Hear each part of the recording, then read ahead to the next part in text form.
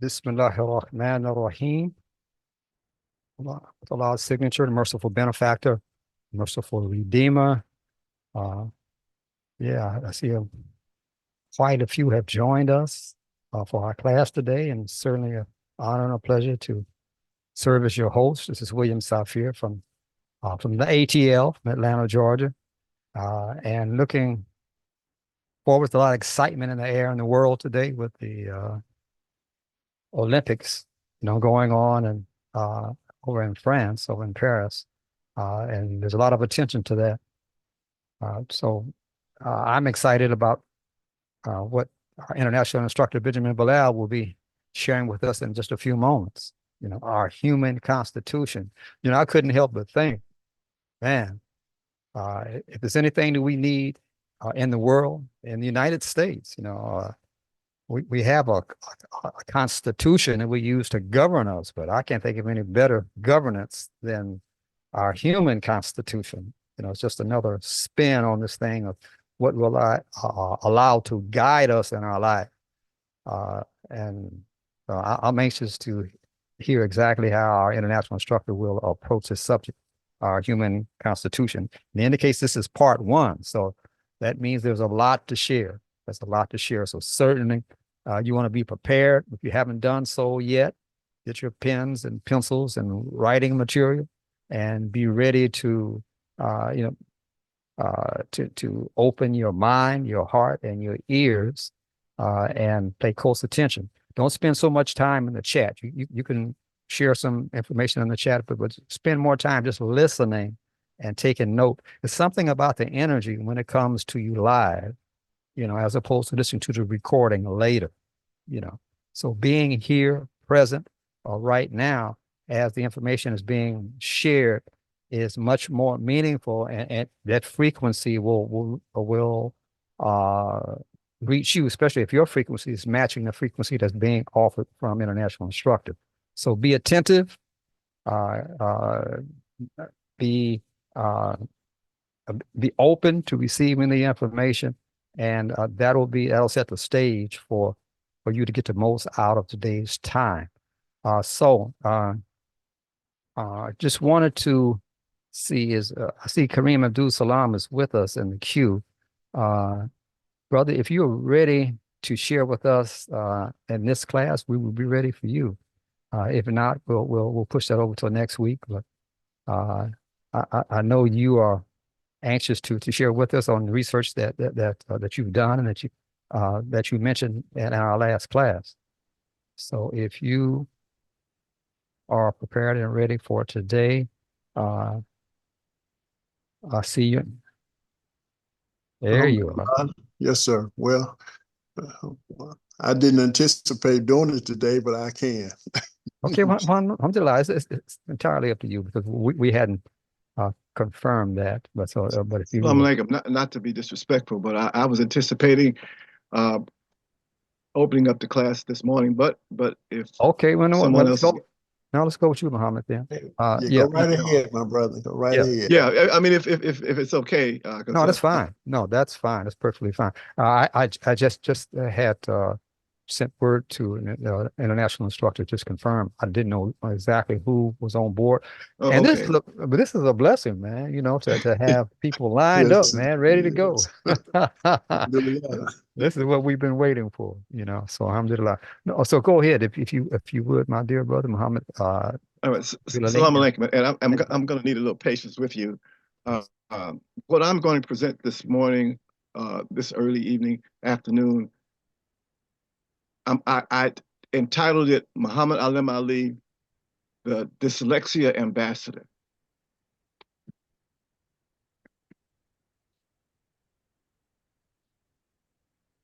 Yeah, a clear identity of those who are diagnosed with dyslexia, with what science calls dyslexia, must be understood.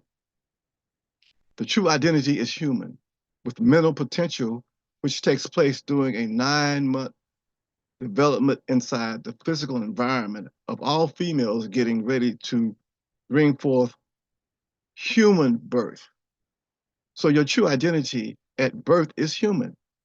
Dyslexia is a human phenomenon. And according to research, the term developmental dyslexia is strictly human and cannot be modeled in animals because it relates to the human capacity of reading symbols pointing to the alphabet and the variation of sound articulation. Human beings and animals communicate in different ways, which makes it difficult to translate between the two species. Humans have a larger brain relative to body size than other animals, and their highest cognition activity, such as discrimination, conceptualization, and language transforms how they perceive their surroundings. Animals do not have these cognition activities, so it is difficult to imagine how they read. Animals have what you call a reptilian brain set. Human beings can articulate 7 sounds coming from the mouth via the throat, called the nasal, teeth, tongue, vowel, and fricative frequency. These combinations do not come from animals. And these sounds can come from seeing symbols written by the human hand. Animals do not write. The symbols can come from Africa, Asia, Europe, North America, South America, Oceania. And what they have in common is the human hand, the human sound, and the human voice. And the mother of the human hand, written symbols, is nature. Dyslexia is not racial. It affects all people, all races, all socioeconomic groups. Socioeconomic is a word which points to race, color, and class, discrimination in human society. Socioeconomics is also a way of describing people based on their education, income, type of job, using the term medium and high. In true human terms, all humans are high. Individuals from a low status in society have less access to education, social, and health resources.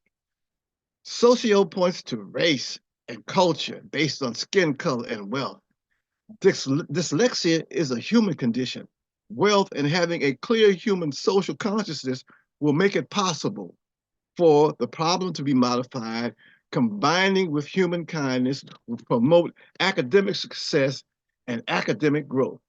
Dyslexia is a genetic neurological reading disorder that runs in families and humanity. Science has not discovered at what point in the human genetic life did dyslexia appear, and science cannot say what were the influences which caused it to take place. Dyslexia is not an anti-human intelligence. There is intelligence in human genes, and the most profound element in human life is intelligence.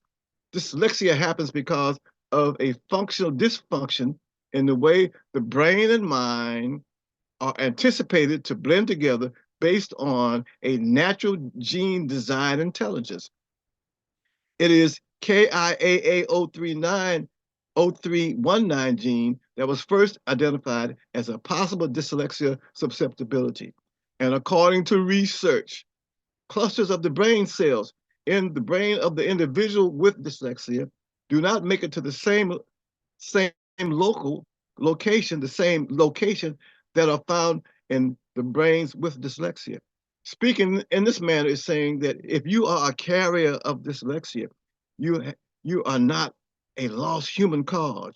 You're only lost if you have not been given the knowledge and the proper care of it. If you and if you do not feel special. I carried dyslexia through kindergarten, through college, without knowing that the reading difficulty was a result of dyslexia. However, I felt special. The special feeling is what I would like to share. The human brain is a triune brain consisting of 3 parts: the RX complex reptilian brain, flight or fight, the limbic mammalian emotional brain and memory, and the neocortex moral and rational thinking. All are also buried within the fabric of the cerebellum is a fourth element called the pineal glands. Inside of the human brain is intelligence, emotions, and instinct. This is the potential in the human mind with dyslexia. The human being is like a big city, or the human brain is like a big city where all the departments work together. And if one department is not working right, you modify the work procedure. Intelligence points to the internal communication from the genes, which manifest as unconscious thought operating on the reptilian brain level of brain activity. Intelligence is designed to assist the emotionality by commanding our impulses to support the protection, maintenance, and ultimate survival of the physical body. Outward expression of internal feelings, emotions are designed to feed the natural growth of the intellect. Emotions vary. Its activities are regulated by the mammalian brain, the limbic brain. This is about sharing. Reading is my focus. Raising of the intellect comes from reading. There are several readings coming into the human mind from the environment via the five senses. To see is reading. To taste is reading. To hear is reading. To smell is reading. To feel is reading. The internal intellect choice making is based on accumulation information in the neocortex. This level is designed to engage the universe in an effort to expand its knowledge base so that it might contribute to making proper modification of matter, especially the human design and the human social life. The proper utilization of this level can deliver human life into happiness. Dyslexia is not a prison cell. The human mind brain is designed to process within human alphabet symbols. It is an indication that reading has been part of human evolution, coming from human involution. The problem with dyslexia is the problem with the brain-mind involution. I would like to repeat the previous statement. Research says dyslexia is a matter of genetics. As a reference point, the question is when and where is in the human genetic history did the dyslexia factor take place? Science have not found an answer. The idea of dyslexia alone with logical investigation will point to the human oneness and a global connection. Human beings basically contain the same DNA. Dyslexia is a human factor which ties humanity together. The Arabic word deen is consonantally connected to DNA. Both carry the D in the end. The D is deen, represents a strong foundation, and the N, noon, represents a seed of growth. The foundation in the fitra, the natural pattern found in nature, the growth represents the science coming out of matter, and the social sciences. The social sciences relate to the word Aleph. Within each human being with dyslexia is the potential to advance human society with knowledge, human form, and human advancement. Young students who are classified with dyslexia must be given the opportunity to advance to the highest level of education and academic life. Academic life is about human intellectual language processing and understanding. With language, you gain insight into science. Science is a product of matter interchanging with the human mind potential. For example, the non-dyslexic mind might see a tree. Moreover, the dyslexic mind might see into the beauty of the tree that is being read. I wrote a book entitled "The Boy and His Twin, the Tree." And the boy said, "Beautiful tree, my name is Muhammad Aleem Ali, and I understand that you are my twin, so that makes you just like me." Dyslexia is not a mental darkness. I want to show you, this is the front page of my book, if you can see it. Losing one student in the classroom is like losing all potential problem solvers for humanity. With this statement, I am speaking about myself, which I will talk about later. We we so easily honor the non-dyslexic A student, and A grade is not the greatest factor in students. It points to human potential as a factor of language. A states that you have developed some language understanding. Students with dyslexia are born for knowledge, as well as all students. The student with dyslexia must feel good about the self. The A sound in the Arabic alphabet comes from Aleph and the Ain. Ain, Aleph points to the spot and strength. The Ain points to the eyes and insight. So the potential source, strength, traveling up the spine to the higher level of consciousness. This takes place. This takes place despite of having dyslexia in the human consciousness. Context. We must explain to students what an A is. The capital A is symbolic of the meaning of the material and spiritual anchor on four social foundations: the family, culture, education, and commerce. This is motivational and educational. When giving dyslexia a racial skin color connection, you begin to move down the avenue of knowledge discrimination and knowledge discouragement. There are 7 points of articulation which comes out of the human mouth. In written form, it is called the human alphabet, consonants, and verb connection. The student with dyslexia has to move from sound to reading to writing, moving toward learning the excellence of prose in the classroom. At around 18 weeks of pregnancy, the baby born will start to be able to hear sound in the body of the mother, your heart. At 27 to 29 weeks, they can hear the same sound outside of your body, like your voice, by the time they are full term. So the first reading is whatever goes into the mind. The first reading is sound. The therapeutic approach to healing dyslexia must not be separated from the excellence of prose. The excellence of prose must become an academic consciousness. And I was in the classroom, and this was my approach, and my success was without measure. Parents must know, students must know, teachers must know, and teachers must teach this meaning and its connection to the human form. Teachers must not have a problem with the human form. Human intelligence is not a racial phenomenon. In the context of dyslexia, the idea of human identity is important to understand. Its profoundness promotes insight, moving in the direction of progressive education for students with dyslexia. Human academic strength is a part of academic insight, with the ability to surround oneself with a sense of protection, the potential of the brilliant intellect, with the ability of taking in and giving out knowledge in a high point in human life. And we will have a sense of independence and separation. You can find these characteristics in nature.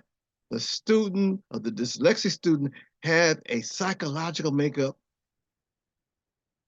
dealing with the conscious and subconscious level of memory and emotions, with the ability to accommodate the human environment. As we place dyslexia in human terms, we can go further toward the advancement of all students from the variation of languages and colors. According to one study, dyslexia was called a disease, which is not correct. The dyslexia found the dyslexic individual has an intellect. Having dyslexia inside the human form does not stop the development of the intellect. I had dyslexia with a gift and an attitude which made it possible to move forward with the problem of reading difficulty during the early levels of my education. As African American students, the reading problem was never questioned. My teacher was blind and insensitive. They lacked kindness. The teacher had no idea about teaching reading to students who were victims of dyslexia as a result of genetics. And without the correct understanding of African American students, without the correct understanding African American students would be classified as having an inferior intellect, which is far from the truth, and becoming frustrated with the idea of the cultivation of the intellect. I would like to take this opportunity to talk about dyslexia on the personal level. I attended school in Alameda, California, from kindergarten to the 12th grade. My kindergarten year was simple, and I remember having kindergartner confidence.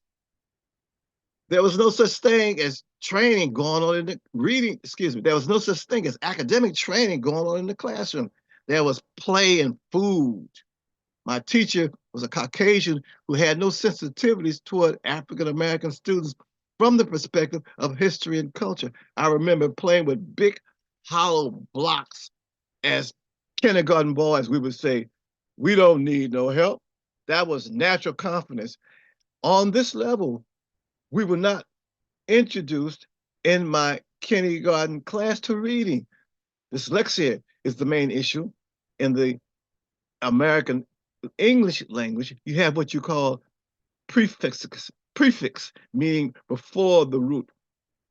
In dyslexia, you have the DYS, and then you have the DIS, and they produce the same sound, but different meanings. DYS points to bad and ill, abnormal. And the LEX, as part of the word dyslexia, points to words. And the IA as a symbol suffix meaning a condition of. And the DIS means the opposite of. My definition of dyslexia is the condition of language abnormality that has no bearing on the human intellect, and a neurological diversion of different ways the brain is set. I had a gift of playing basketball, playing drums, with the growing articulation of phonemes and the refined young civilized form of behavior from my family. My struggle has not stopped. The only way that you would know that I had dyslexia, I would have to tell you. Dyslexia is not an academic death. And what I want to share my experience. My mastery of dyslexia came to my mind after I was given the opportunity to attend graduate school, and I was writing papers for my professors receiving grade A. My story is good. I want to share my experiences and detail with parents, students, teachers to motivate, compel, inspire them to move to complete education and advancement of the human intellect. Journey for all students. Dyslexia is a limited human condition. What is the full meaning of ambassador? The full meaning of ambassador is a person sent as a representative or promoter of a specialized activity. In a closer look at this word ambassador, you take away the A and you take away the A and you have MBA. And you know, MBA in school is big time. You get an MBA in school. On the college level, Nunetics will promote in you to have an eye of insight, and we can refine the word based on the fifth. The M, magical meaning, takes on a meaning of mother. The B points to procreation power, and the A represents the head of leadership. The R points to wisdom and action. The D represents authority, and the S represents secret. In my conclusion, my specialized activity is to promote the students who are carriers of dyslexia and to promote the best of students, the student's mind and human excellence. I want to share my experience. I want to tell my story. I want to inspire students. Thank you very much. And last but not least, the word ambassador is constantly connected to the word Adam. You have the ADM and you have the ADM. So Adama. So when we look at these words, we get a chance from the Nunetics point of view. Nunetics has opened my mind, praise be to Allah, to look at the language and to give me another insight into what these things mean. Praise be to Allah. Thank you for your patience, and I hope it was something that was presentable and it was a benefit to the audience. Alhamdulillah. Assalamu alaikum. Wa alaikum salam. Brother, thank you very much. Our brother Muhammad Aleem Ali, wonderful presentation. And I especially appreciate you reminded me of the ayat in the Quran where Allah puts things in perspective for us. You know, you said you felt special, you know, inama usri yusra, you know, so with difficulty, there's some of the translators say relief or ease. So whatever challenge we see in our life, you know, we have to see that you know, that this is my special opportunity to shine, you know, and as long as we are constantly have this future vision of constantly growing and being a representation of the best of what Instructor is going to talk about today, this human constitution. As long as that's our future vision, to be the best of who I am, we're constantly moving toward that. Then the challenges that we have just prepare us to do our part, you know, and that's wonderful, man. I love it. I love it. Alhamdulillah. Well, brother, one last thing, and I'm gonna say this, and I'm not arrogant. I could go into anybody's classroom and solve the English problem. And prepare students how to be scholars. I know how to do that. Yes. Praise be to Allah. I'm laughing because I did it. Alhamdulillah. And that's I'm telling you, this I pray Allah that we're beginning to see what we have amongst us. You know, I'm just looking at some of the names on the screen right now, and each and every one of us, each and every one of you, you have a special gift that nobody else can give to the world but you. You know, and no one can take that place. So each one of us is a part of this precious puzzle, you know, that allows connecting right now. And I love it. I love it. So praise be to Allah. I see international instructors. They're ready to go. Thank you. So inshallah, next week we'll be looking forward to Kareem Abdul Salam and his presentation. Excellent. Oh my, oh my, oh my. Yes, yes. Boy, that was awe-inspiring. I enjoyed that. I was ready for another 10 minutes worth. But Salaam Alaykum. Alaikum salam. To the brother, we appreciate that, brother. We're a team now. Each one teaches one. And shukran jazilan. Absolutely. And if there's anyone else who wants to say, you know, 15 seconds worth of commentary on what you just heard, feel free. That inspires all of us, including the presenter. Salaam Alaykum. Alaikum salam. Oh, yes. Brother Muhammad, just a phenomenal job. When we did have a chance to talk, this is what we were talking about, you really coming forth with your story. It's a very empowering story. So thank you. And it needs to be shared. Wonderful. Anyone else want to comment on what you just heard from Muhammad Aleem Ali? Assalamu alaikum. Alaikum salam. Go ahead, Mahir. Sister, you started first. You gave good voice. I'm going to be very brief. I'm just going to say, you know, I was teaching school. A lot of children were put on drugs because they were not diagnosed properly, and some of them almost lost their lives. That's all I want to say about that. Thank you. Those are facts. I worked in the New York City public school system for 13 years between the Ritalin and these other things that they force upon our children, whether the parent wants to or not. But once that signature is on that page, that child belongs to them and not you. And much of what you see happening on the streets now with a lot of our young adults who used to be teenagers in those schools receiving those pharmaceuticals, this happens to be the result of that. Mahir, please.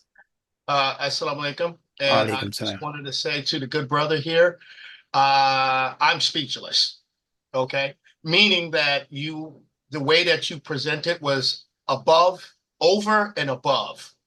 And you really did clear up some things in my own mind because of the fact of how you with your expertise and knowledge and understanding of the subject matter.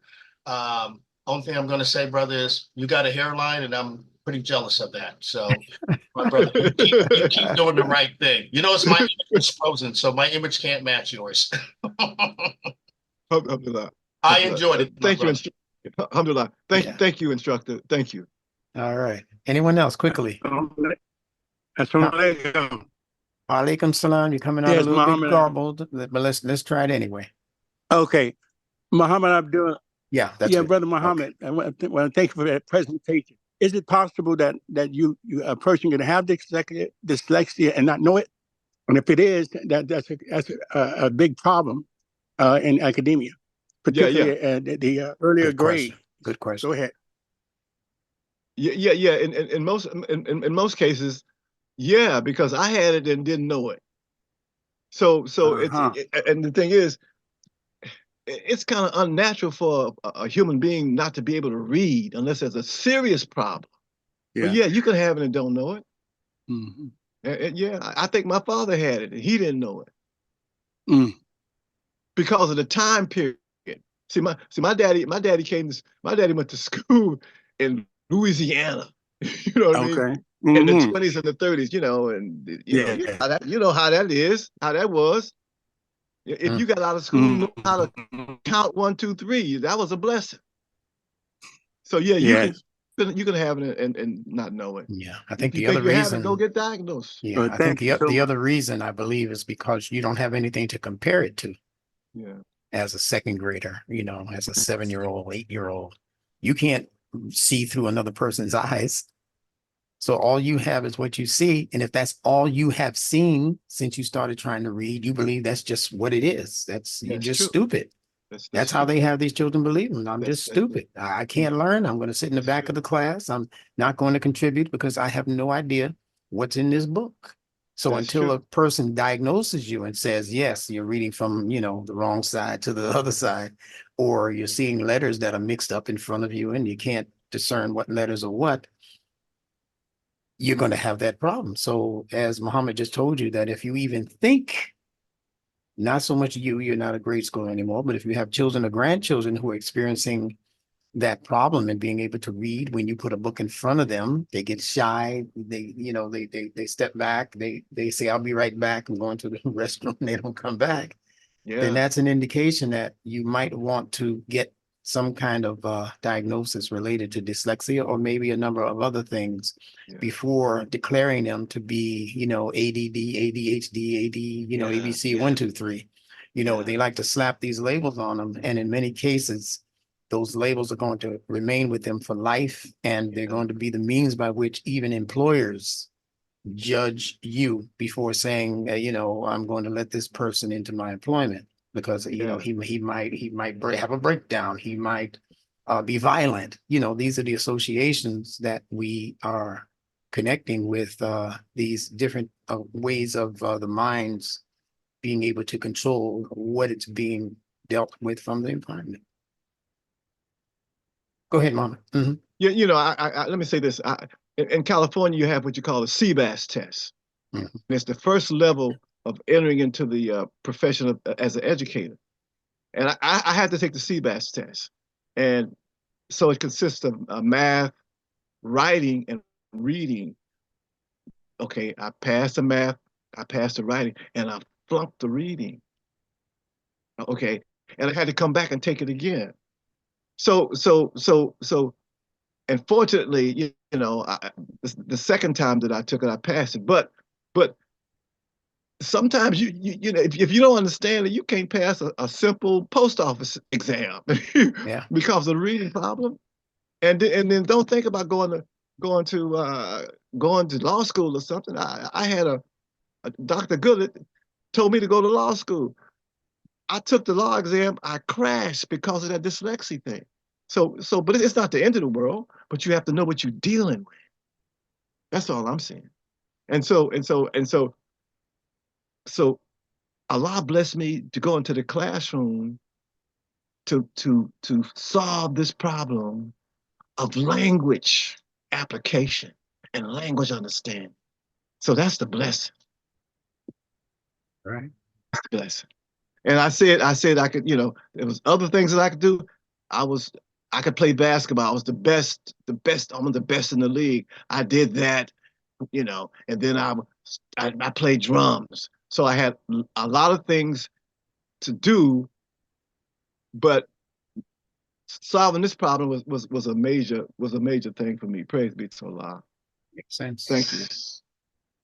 All right, so let's get up and running officially with this university online learning course class. We're here on the 4th of August, 2024. I am your international instructor, Benjamin Bilal. I'm going to ask that from this point on, we suspend all comments and commentaries and even questions concerning today's discourse because of the consideration for time. I don't want to keep us here all evening long. If you do have anything that's very important to say, please relegate it towards the end of the class as I'm closing out, or reduce it to writing in the chat box, and I'll be able to see it from there and respond. Okay, but I'm going to ask that we have no interruptions, just in light of the time that we have to work with from this point forward. It had slipped my mind that Muhammad was to make his presentation today, and we talked about it for the past 2 weeks, but it gets away from me. My daughter used to handle all of that for me before she passed, so I didn't have to think about who was going to speak and and that kind of thing. But I guess I have to do my notes and think about who's going to be speaking. And I'm so happy that William and company, Abdul Salam and company, caught that and was able to rectify it and have Muhammad speak, especially on a day when this many people are here out the gate. So I can't wait to see this one on YouTube and recommend it to fellow educators who are in the field of studying dyslexia and other issues for the mind. And we're going to be talking somewhat about that same subject as I delve into my subject for today, which is the human constitution, the human constitution. And it's going to be full of relevant information related to the human mind, the human nervous system, the human emotionality, the human instinctive drives, all of what we've been talking about for years. But I want to continue to bring it closer and closer to home so that you can actually use it. I don't want this to be a class where people come for entertainment purposes and not know how to use the information that's being given to you. We can give you a whole lot of information from books that we've read or speakers that we've learned from or that kind of thing. But if we can't show you the fundamentals of how to put that knowledge, take it off of the page and put it into your life so that your life can become more advanced, then we're really not saying much. Or if we are saying much, you're not getting much if you don't know how to use the information. All right. So from this point on, the focus is going to be on utilizing the information that you're being taught and making it useful. That's one of the meanings for the Quranic word ilm, which means knowledge. It's not just knowing things. We have that in our notes today, so you'll learn more about that. It's knowledge which is to be applied. And the application even has a specification.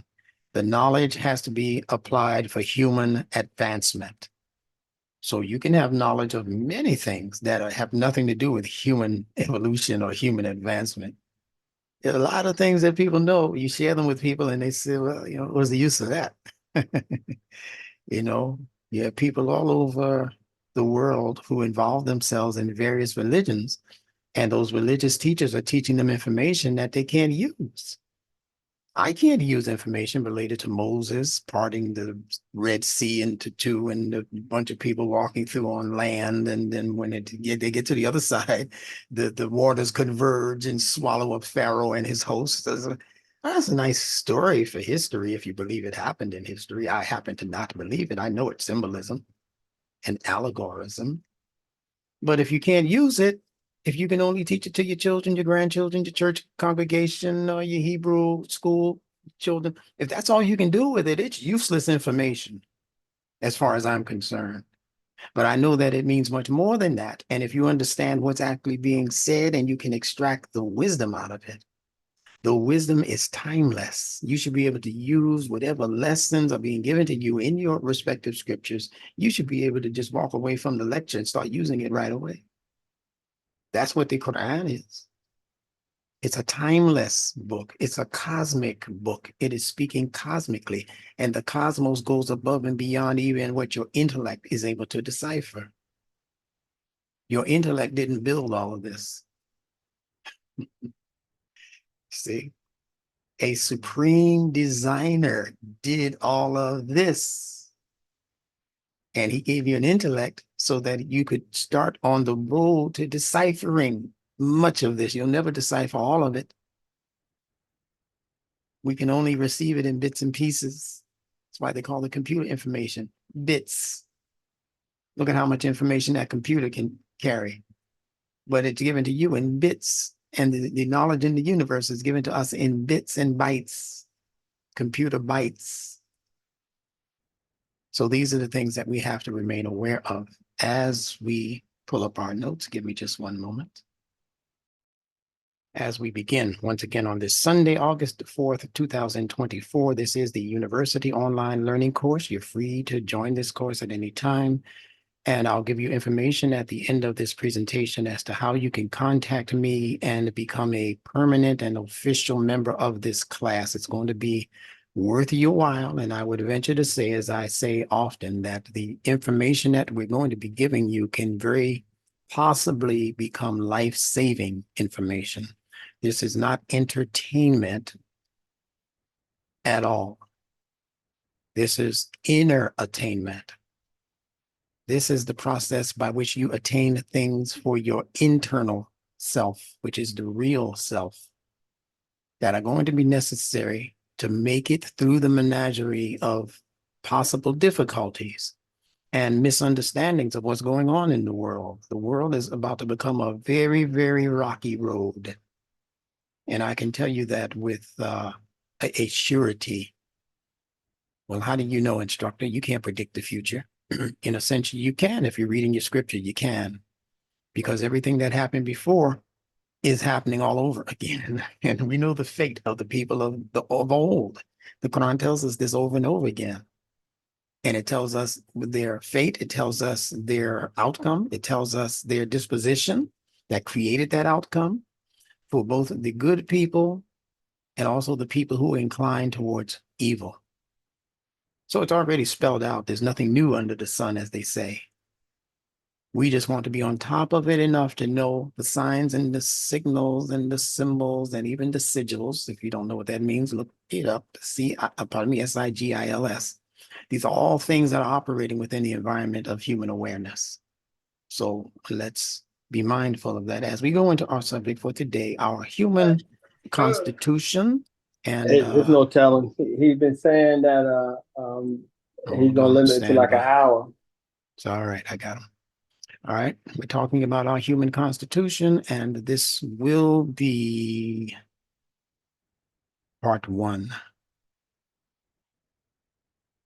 No way of cramming all of this precious information into one session. There's no way. All right. We're going to begin with something that all of us, even people who are not Muslims, have heard this phrase from the Quran. It happens to be the first statement made in the Quran, basically, by Allah subhanahu wa ta'ala, our source creator. Some call him God, some say Yahweh, some have other terms for him. Or we can even say for it, because God in that regard is not a gender. See, he wouldn't be here looking at the political scene that all of us are living through right now and trying to decide whether God is a man or a woman. How are we going to decide whether God is a man or a woman? And they can't even decide whether a man or a woman is a man or a woman. They asked a sitting judge who was trying to become judge of a higher court. They asked her a simple question. They said, what is a woman?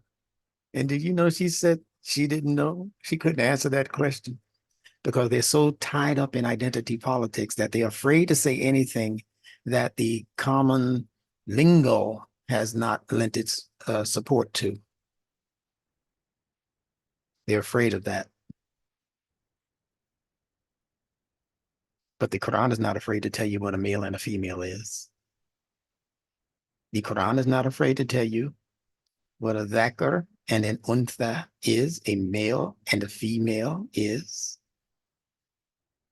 Allah is not afraid to tell you that he created the human being min nafsin wahida, from one singular entity or one single soul, if you will, and that it's split to become two. This is all not only religious language, this is science language that the Quran is using. And it is demystifying the scriptures that came before it, that gave you much of it in symbols. Adam, Eve, the serpent, Eve being taken from a rib of Adam. See? So that is the great split in the Bible that produced Eve. But in science, they would simply tell you that not Adam, but atom, A-T-O-M, was split. It's talking about the splitting of the atom. See? And out of the atom comes protons, neutrons, electrons. It comes other things that are building blocks for biological life and continuity. So the Quran, if you understand it and can place these words properly within their proper contexts, then again, as I said, it demystifies religion and brings it to you in a way that can be rationally discerned and used as practical knowledge, not just as information. And we're going to talk about the difference between knowledge and information before we conclude.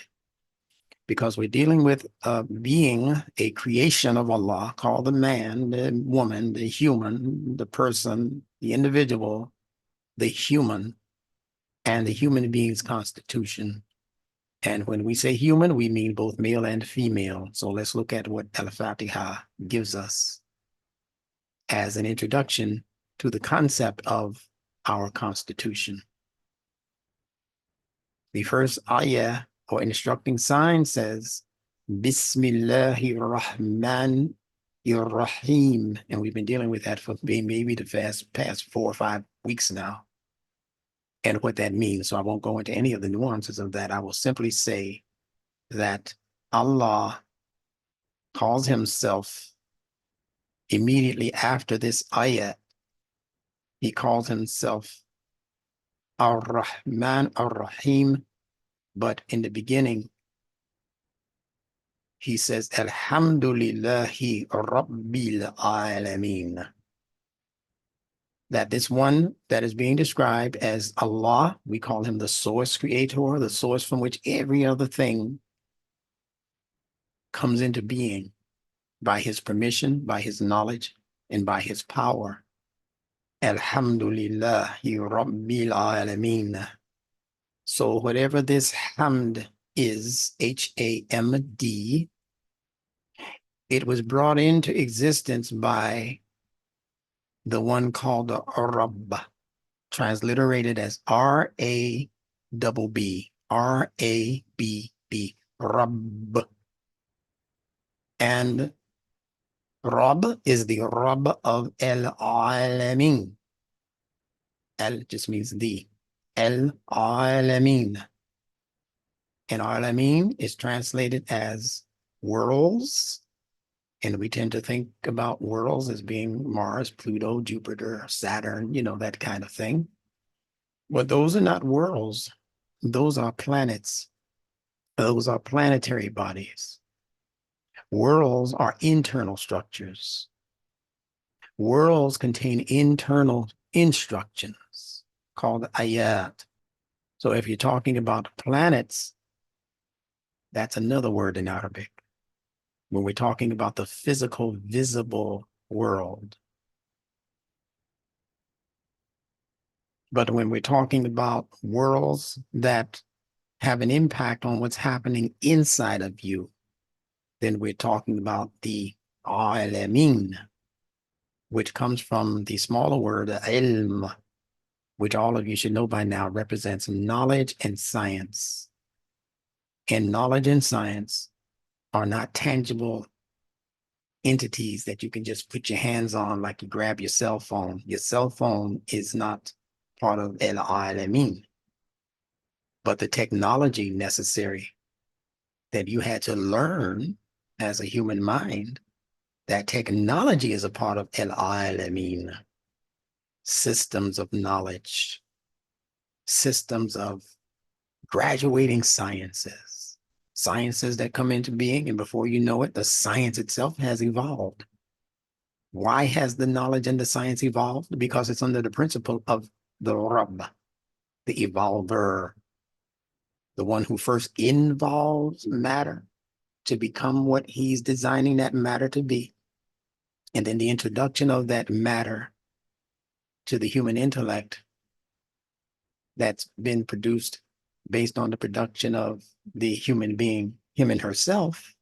When you begin to look at that matter and piece it apart and study it and separate it and see how it's being used in the world and what you can use it for, that it might not already be being used for. That's the Rabb taking place in you, inside of you. The Rabb is not just a specification denoting what God is doing as the fashioner, the sustainer, the evolver, the developer. That's not the only thing that the Rabb is pointing to. It's pointing to Allah as the supreme Rabb. But Allah has also established a Rabb category for humans, beginning with the ones that Allah calls your Rabbayani. That's the word for parents.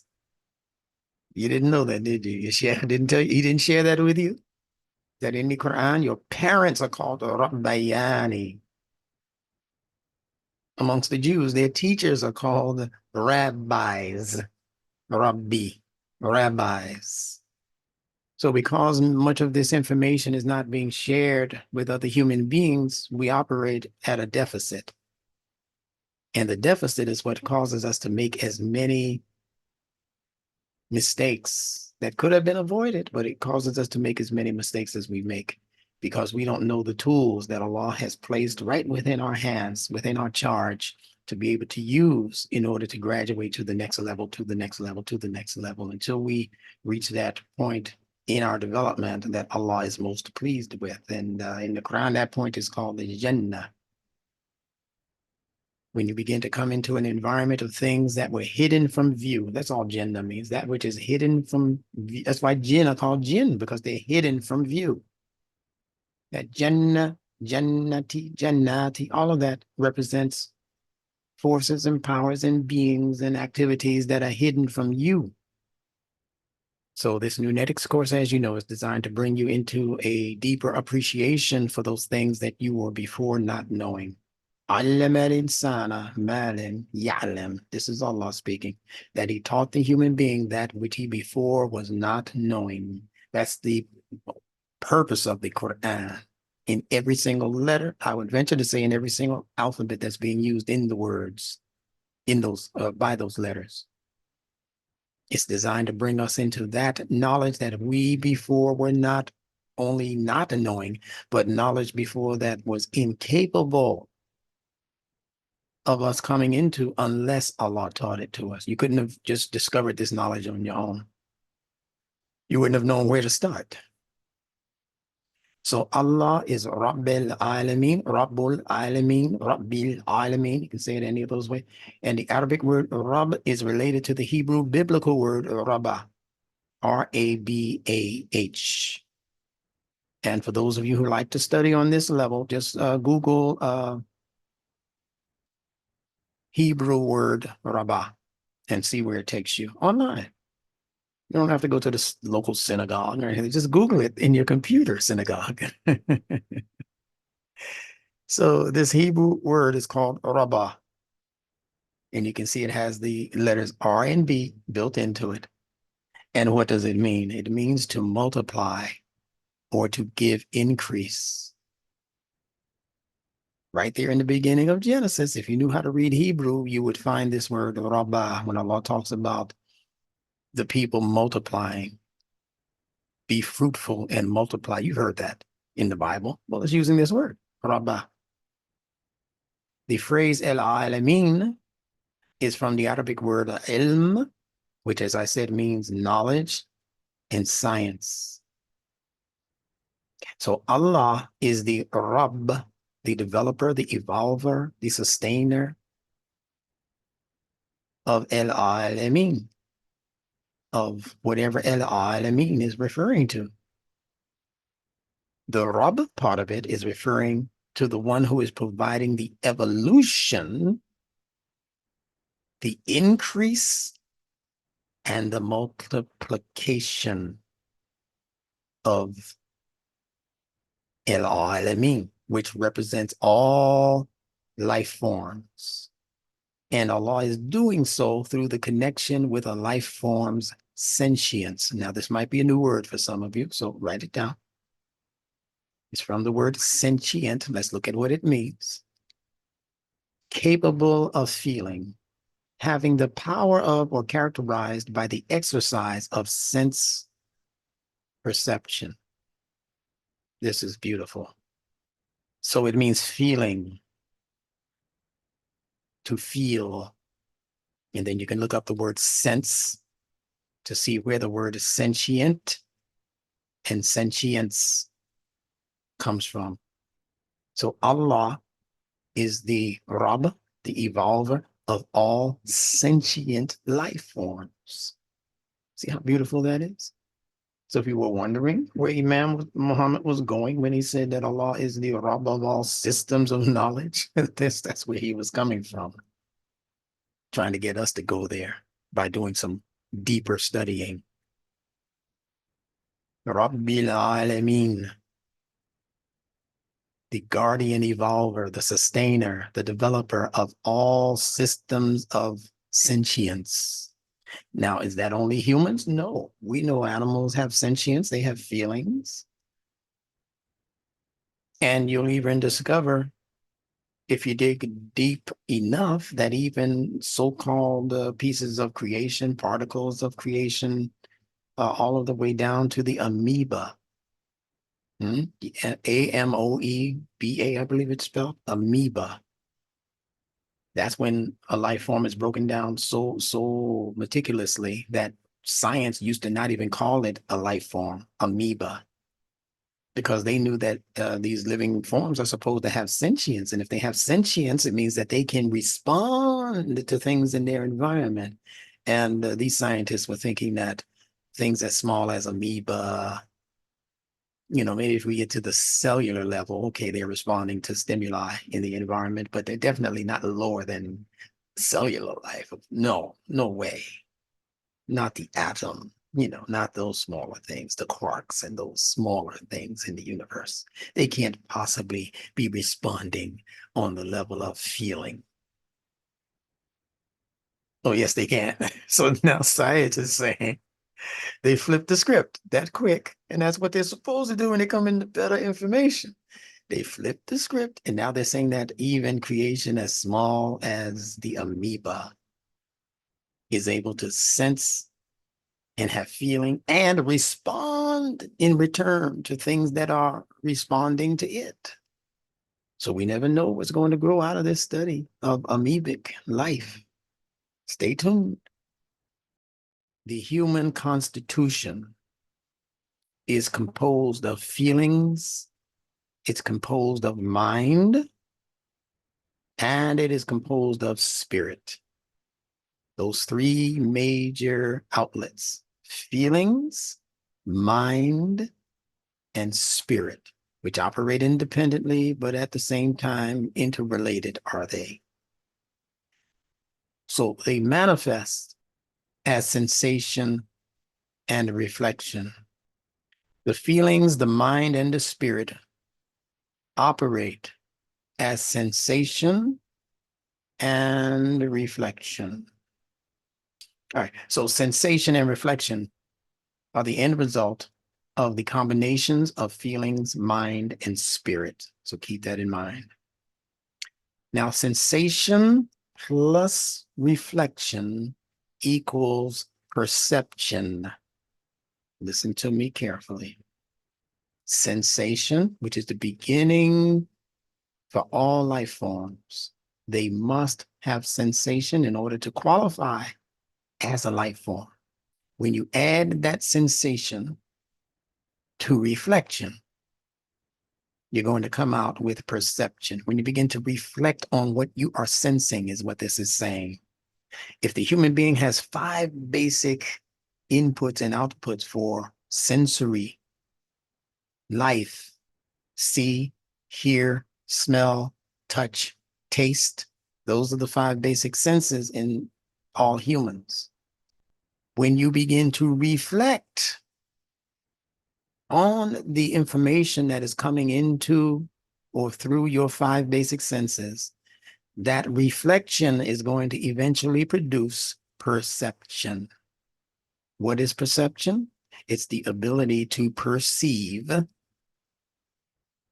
It is the ability in the intellect to reflect upon things that are being sensed in its environment, and that is what is producing what's called perception.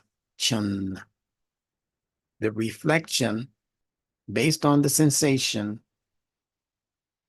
is producing the perception. When you see these words, simply learn to break them down into their smaller components. So if you're looking at the word sensation, look for what word has produced the word sensation, and it is obviously the word sense, S-E-N-S-E, and then it separates here. Sensation. So you want to go and study the word sense, of course, right? When you look at the word reflection, and you already know that the RE is a prefix, then you're looking at the word flexion. And since that's not an actual word in the dictionary, you got to go even further, break it down further, and you're going to come up with a word. You might think it's flecked all the way to the T, but just to save time, I'm going to tell you that it's not up to the T, that it is actually to be split right there as the sound fleck. Now, fleck has no meaning in the dictionary that you know about. Therein lies the importance of consonantal connections, because consonantal connections will take that C and turn it into its real sound, which is K. So now you have re, which means to do over and over again. Fleck. Now you still don't know what fleck is, because that's not a word in the English dictionary. Continue to employ your consonantal connections for those 7 basic areas of sounds in the human mouth that we always talk about. We talk about it in the book Nunetics. If you don't have that book, I'll leave information at the end of this video as to how you can obtain a copy on either Amazon.com or on our website, nuneticsinstitute.org. Now, if you want to go a little bit deeper into the rabbit hole of letter and word variations, then you would take the vowel and just turn it into a different vowel. How about the vowel I? Now it's flick. Well, Instructor Bilal, there's still no word in the English dictionary called flick. I say I venture to disagree with you. It's just that the flick that you're used to has a C before the K. Flick. When I was a teenager, going to the movies was called going to see a flick. Now, why is the movies considered to be a flick? Because the movies were designed to make you think originally. And because the movies were shot with the kind of millimeter equipment, camera equipment, that had to be shown to you in flicks, meaning, you know, like a microsecond, you know, pictures. They're really still pictures that are being flicked. You can hear the machine behind you in the movie theater because it's showing you flicks. You can stop it at any one point and see the actual picture. They combine all of those pictures together very, very quickly so that the human brain can't catch the the singularity of those moments. And it all bleeds and blends together to become motion picture, motion, or pictures in motion. We used to be able to do it with little cards. You know, we draw pictures on them, and we'd make sure the next picture was like the next part of the action, and the picture after that was the next part of the action after that action. And we go, look at this. And it would be a man reaching up to, you know, grab a glass of something. You say, well, how did you do that? I have the science of how flicks are created. So this is all just dealing with this one word in the English language, connected to other words that you already know that you've never thought to put together. This is a new science in the world called the Newnetics. So what else is this flick? Let's continue with our consonantal connections. In the Quran, pardon me, there's an Arabic word called felak. Felak. And felak means dawn, like when the sun begins to rise. There's a surah toward the end of the Quran, I believe it's the next to last surah in the Quran. It's called Surah Al-Falaq or Surah Al-Falaq, Surah of the dawn, they translate it sometimes. The dawn, when the sun first begins to show light. So reflection is related to the idea of introducing light into the world. And we know that light is synonymous with knowledge, guidance. So the way to achieve that knowledge and guidance is to continuously allow the mind to reflect. What did Allah say? Okay, reflect on what he said. How did Allah say it? Okay, well, reflect even deeper on how Allah said it. What did he say before he said it? What does he say immediately after he said that important thing? And you put all of those ideas together and it becomes like that flick that is no longer stationary. It's no longer lacking movement. It's containing now all of those things which allow the mind to follow the logic to its logical conclusion. That's felak. And we seek refuge with the Rabb, the one who involved and evolved that level of logic for the human being to be able to think sequentially. Yeah, because falak introduces a sequence.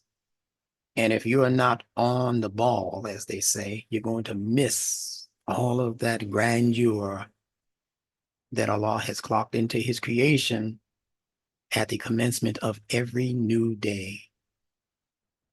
You turn your head away and start talking, or you're on your cell phone for 2 or 3 minutes, maybe 5 minutes, and you look back and that particular beauty, those particular colors are no longer there in the falak portion of the day or the introduction to a new day.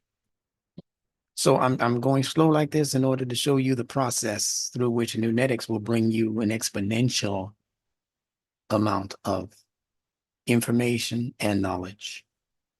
So that's reflection. Revisiting the mind over and over again with the scene that you are shooting mentally and emotionally. When it comes to the word perception, you can take the per off. That's a prefix, of course. And as in the case of reflection, we don't include the T. That's another thing that's going on in the language. So the real word that we would consider to be root letters, just like in Arabic, when you break it down and take off its affixes, take off the prefix, the infix, and the suffix of an Arabic word, you're going to arrive at its core root letters. It's called a proto-root, which should be 2 consonants, not 3. Once you add the third one, like they would add this T and they would tell you that it's actually CEPT, but it's really not. It's P. And then the ion is the invention of the word scientists. You have to look up what an ion is in science, and you might be able to piece that together. But I'll tell you in more simple terms that this T serves the same exact purpose as what is called the ta marbuta in the Arabic language system. They call it the tying T, the T that ties. And what that T does in Arabic is it feminizes the word. How much of a jump have I just given you, English thinking brains? The T that you see in reflection and in perception and in intellect and intelligence, that T that you're seeing in all of those words represents the feminine tie that word has with the feminine principle, which means what? Does it make this word a female? No, female and feminine are two different things. Female is a gender. Female is a sex. Feminine is a principle of operation, how a thing operates in life.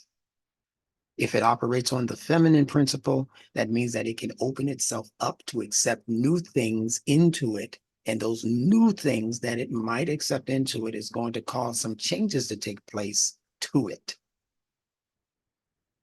So how do we register this?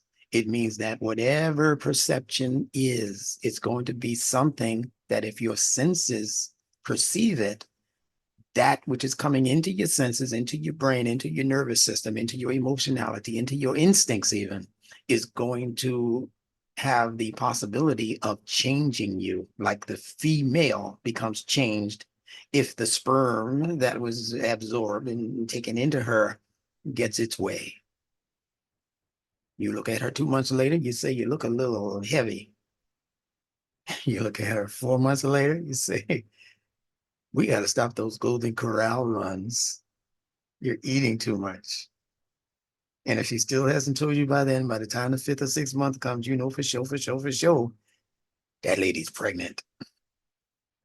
And I put it like that because it's not always the man's wife. Sometimes it's some chick on the side who's beginning to grow like that. And he doesn't really even want to know. And he certainly don't want you to tell his wife. So those things are to be seen as feminine gender. Feminine gender. And remember, feminine, as I've told you on other occasions, is really feminine. Remember that lesson? It's feminine. And I told you about that number 9. The 9, we make this a little bigger first. This number 9 is a symbol of the pregnant woman's belly. See this top part here? After the 8th month, going into the 9th month, that fetus is going to turn upside down in order to ready itself for delivery. You see the delivery down there? Here's the pregnancy. 1 month, 2 months, 3 months, 4 months, 5 months, 6 months. And in the 8th month, 7th and 8th month, definitely by the 8th month, I believe, that baby begins to turn upside down in order to be delivered through the womb eventually in the 9th or the 10th month. And the 9, as you know, is an upside down 6. So the gestation period for human life within the female's body or uterus, the gestation period is symbolically coded in the number 6. And the number 6 is also consonantally related to the word sex. That's where the sperm comes out of the male into, follow my cursor. It comes into the female, pardon me, from the male, and gestation begins, which creates the bulge in the belly of the woman. This is why the two numbers that represent the sexual union happen to be 69. 69. That's the number for the sexual act. So she's feminine. Her mate is masculine. You see that? So he's not 9. She's 9, but he's the line. He is the line. What is the line? A straight shot. It's exactly what the sperm are. They're straight shots towards the ovum. They're acting and reacting as if they have no peripheral vision.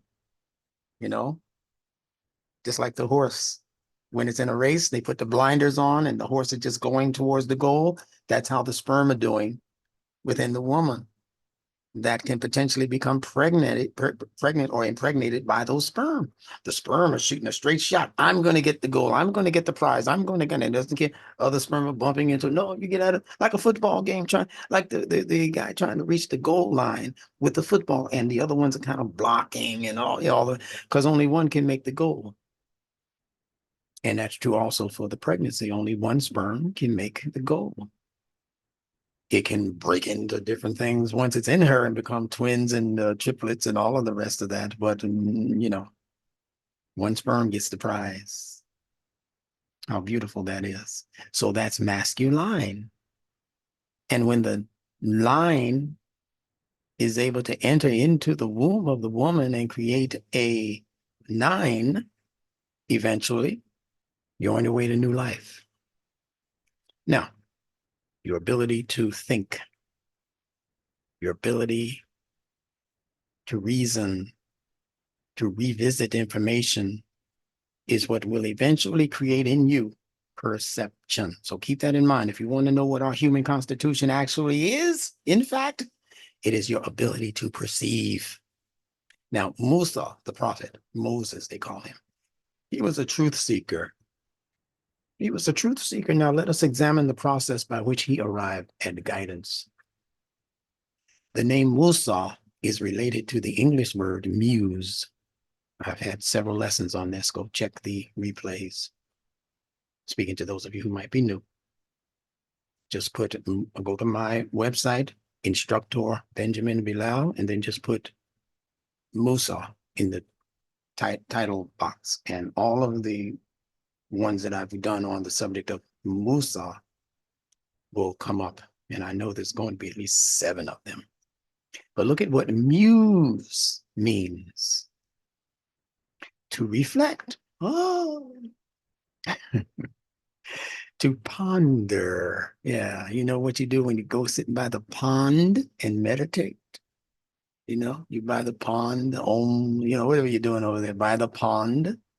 That soothing water that you sit in front of, not the turbulent stuff, the soothing, the self-contained body of water called the pond. That's where people ponder life, their future, mistakes of the past, and how to correct those mistakes. Sometimes they'll sit by the pond, sometimes on a bench, or sometimes, you know, just whatever, in a meditative posture or whatever.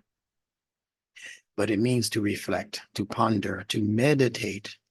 They have to bring all things back to the medium or the middle. They meditate by the pond. It means to be absorbed in thought.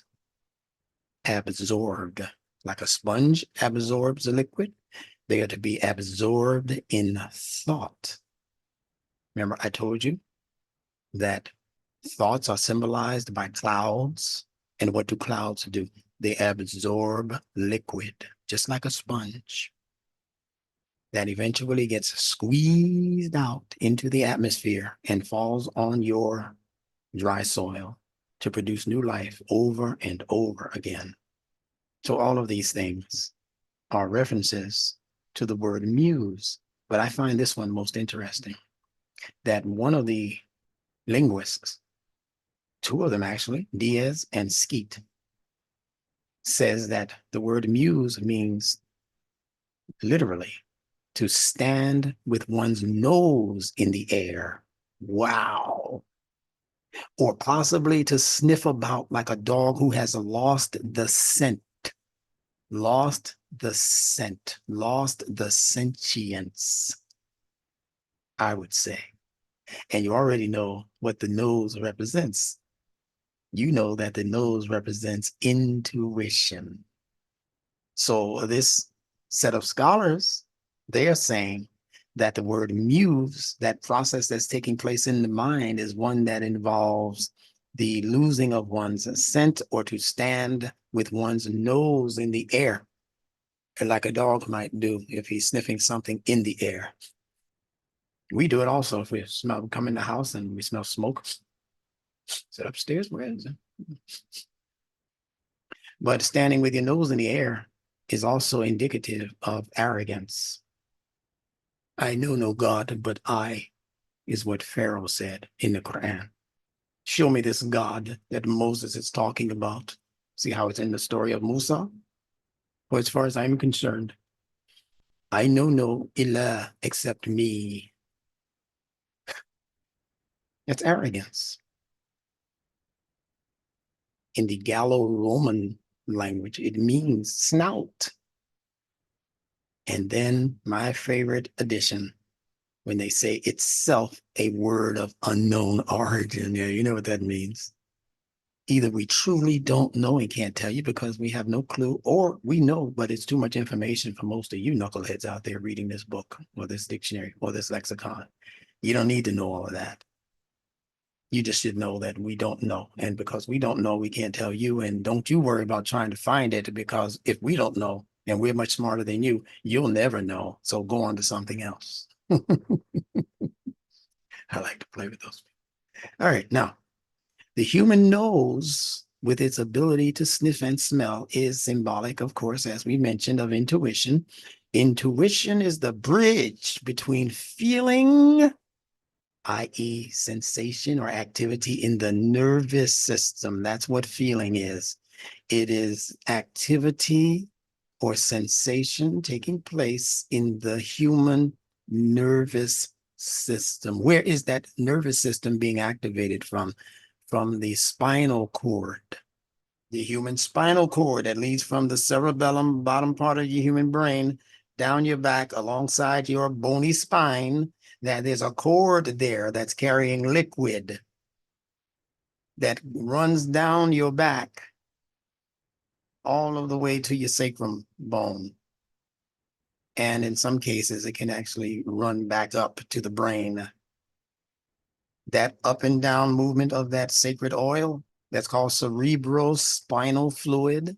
That up and down motion as they pass your 7 basic chakra levels of energy from the pineal gland in the top of the brain, which executes the motion that allows for the release of those 2 fluids that in India are called Ida and Pingala. See how wonderful Allah is? The IDA, the Ida, and the PINGALA, Pingala.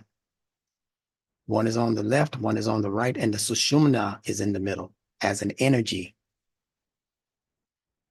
And the Ida and the Pingala running down simultaneously, running down your spinal cord, are influencing the energies of each of those 7 levels of your chakra development. From that pineal gland, third eye area of activation, but it doesn't start there. It begins right where the cerebellum is, and it continues to trickle down all of the way down to your root chakra, which would be the root, if it were outside of your body, it would be the root chakra. And then a particular meditative practice that the Quran calls as-salat, once it is performed and performed regularly, as the Quran says, you should perform regular prayer. That's how they translate it, but it's not a physical ritual. It's a meditative ritual. It's a meditative routine, not ritual. It's a meditative routine that you can add physical movements to according to your desire. That's what people do who practice yoga. They're actually adding physical assistance to what can actually be done strictly with your mind, with your thinking capacity. You can do all of what this is lending itself to. You can do it simply by sitting down, meditating, meditative pause, concentrating, those things that I told you in my 3 books on Salat that represent the real Salat. And if you want to modify it, then you can, then it's, standing, laying, or, laying on your side, standing, sitting, laying on your sides. Allah is saying you can modify it with these movements if it does you any good. But those are not the mandatory parts of as-salat. The mandatory parts are the concentration, the meditation, see, on certain ideas, certain frequencies that create certain vibrations in you that register in the nervous system and then evolve or lift themselves up. We call it standing up, as we translate the Quran, to stand up for the salat. See? Just like the water on the earth, when it's impacted by the sunlight and the heat of the sun, it stands up, it rises. That's the rising of the salat also. It's in so many different places of creation that I don't know how we missed it. And that's the process out here in the environment that creates clouds. And I told you the word cloud, C-L-O-U-D, is related to the word salat, S-A-L-A-A-T. The S and the C are interrelated, like circus in English, C-S. So the S can become a C, but the C in cloud is actually the K sound. You see how interrelated these words are? So it's really K-L-O-U-D. So you have the K and you have the S in the word salat. You have the L in cloud, you have the L in salat. You have the D in cloud, which interchanges with the T in salat. So the word cloud is a code word that the people who studied the Quran meticulously, they used that to develop multitudes of English words that you, the common person, would never ever come into without their assistance, because they're pretending to be Allah. Allama al-insana ma lam ya'lam, taught the human being that which he before was not knowing and was not capable of knowing. They position themselves as your Rabb. Well, they can't tell you that, because the gig would be over, the jig or whatever they call it. It would be over if they told you what they were doing in language. The Quran came to bust you out of L7, as what James would say. The Quran came to bust you out of prison. The prison of false concepts and false meanings for words. Let's continue. So it's a combination, this intuition thing. It's a combination of feeling in the nervous system and cognition. This is a word in psychology, dealing with knowing in the mind, how the mind is able to know and process knowledge. The Arabic words nar, say it to yourself at home, which means fire, and nur, say it to yourself at home, which means light. Musa said, and nastu nur, I perceive a fire. Pardon me, and nastu nar, not nur, and nastu nar. But the nar, if you understand what's being said, it led to the nur, which is given there as hudan, guidance. You'll see it in a moment. So these Arabic words that are consonantally connected, obviously. Fire gives you light. It's what produces light. These two words gave birth to the English words neuron and nerve, as in your nervous system. All information coming into the psyche first visits the central nervous system located alongside the spinal column. Allah says that he taught the human being knowledge by use of the pen, and the pen in the Arabic language within the Quran is called the Aleem, sounding almost exactly like the English word C-O-L-U-M-N, silent N. That's how they do it. They silence out certain letters. You never know how to track them. But Allah has blessed Instructor Bilal with almost a foolproof method. So he taught the human being knowledge by use of the pen called the qalam. Iqra wa rabbuka al-akram alladhi allama bil qalam. Aleem al-insana ma lam ya'lam. So to get to that information that before you were not able or capable of knowing on your own, you couldn't do it through empiricism, just the use of your 5 basic senses, trying to figure out what all of this is. The Quran goes way beyond empirical knowledge.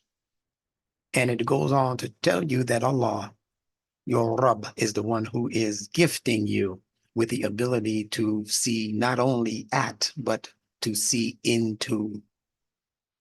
Isn't that amazing?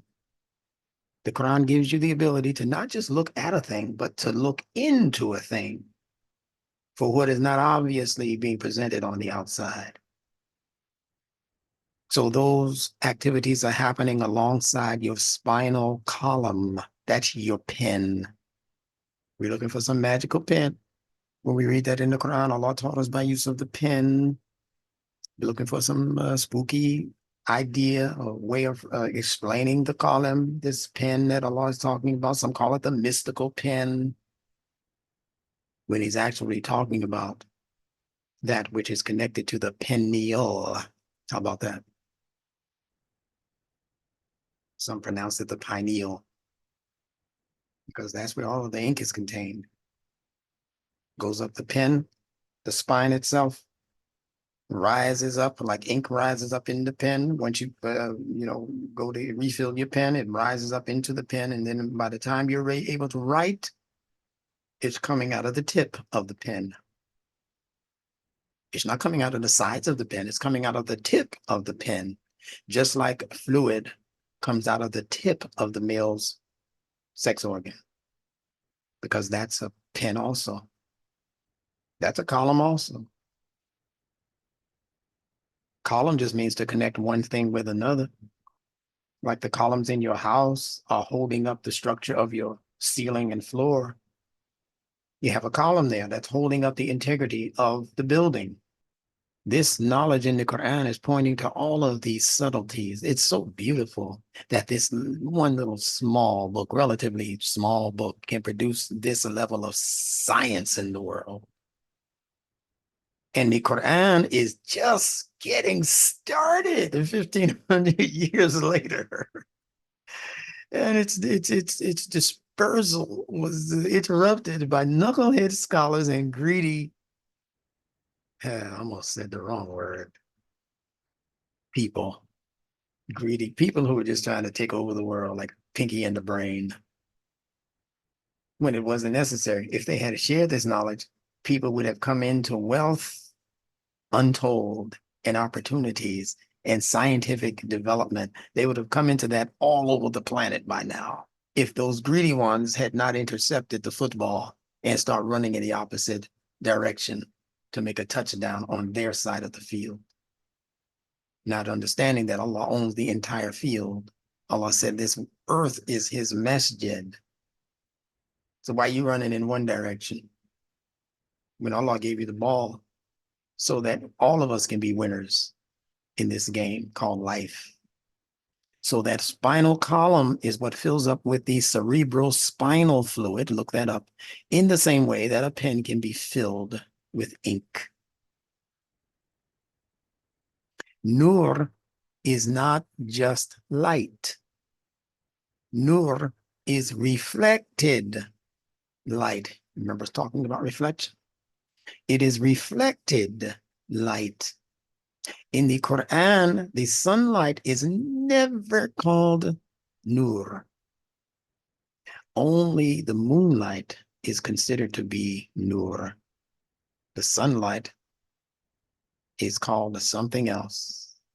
Siraj, wahaj, a brilliant lamp is what the sunlight is called in the Quran. But only the moonlight from al-qamar, the moon, is called nur. Look it up.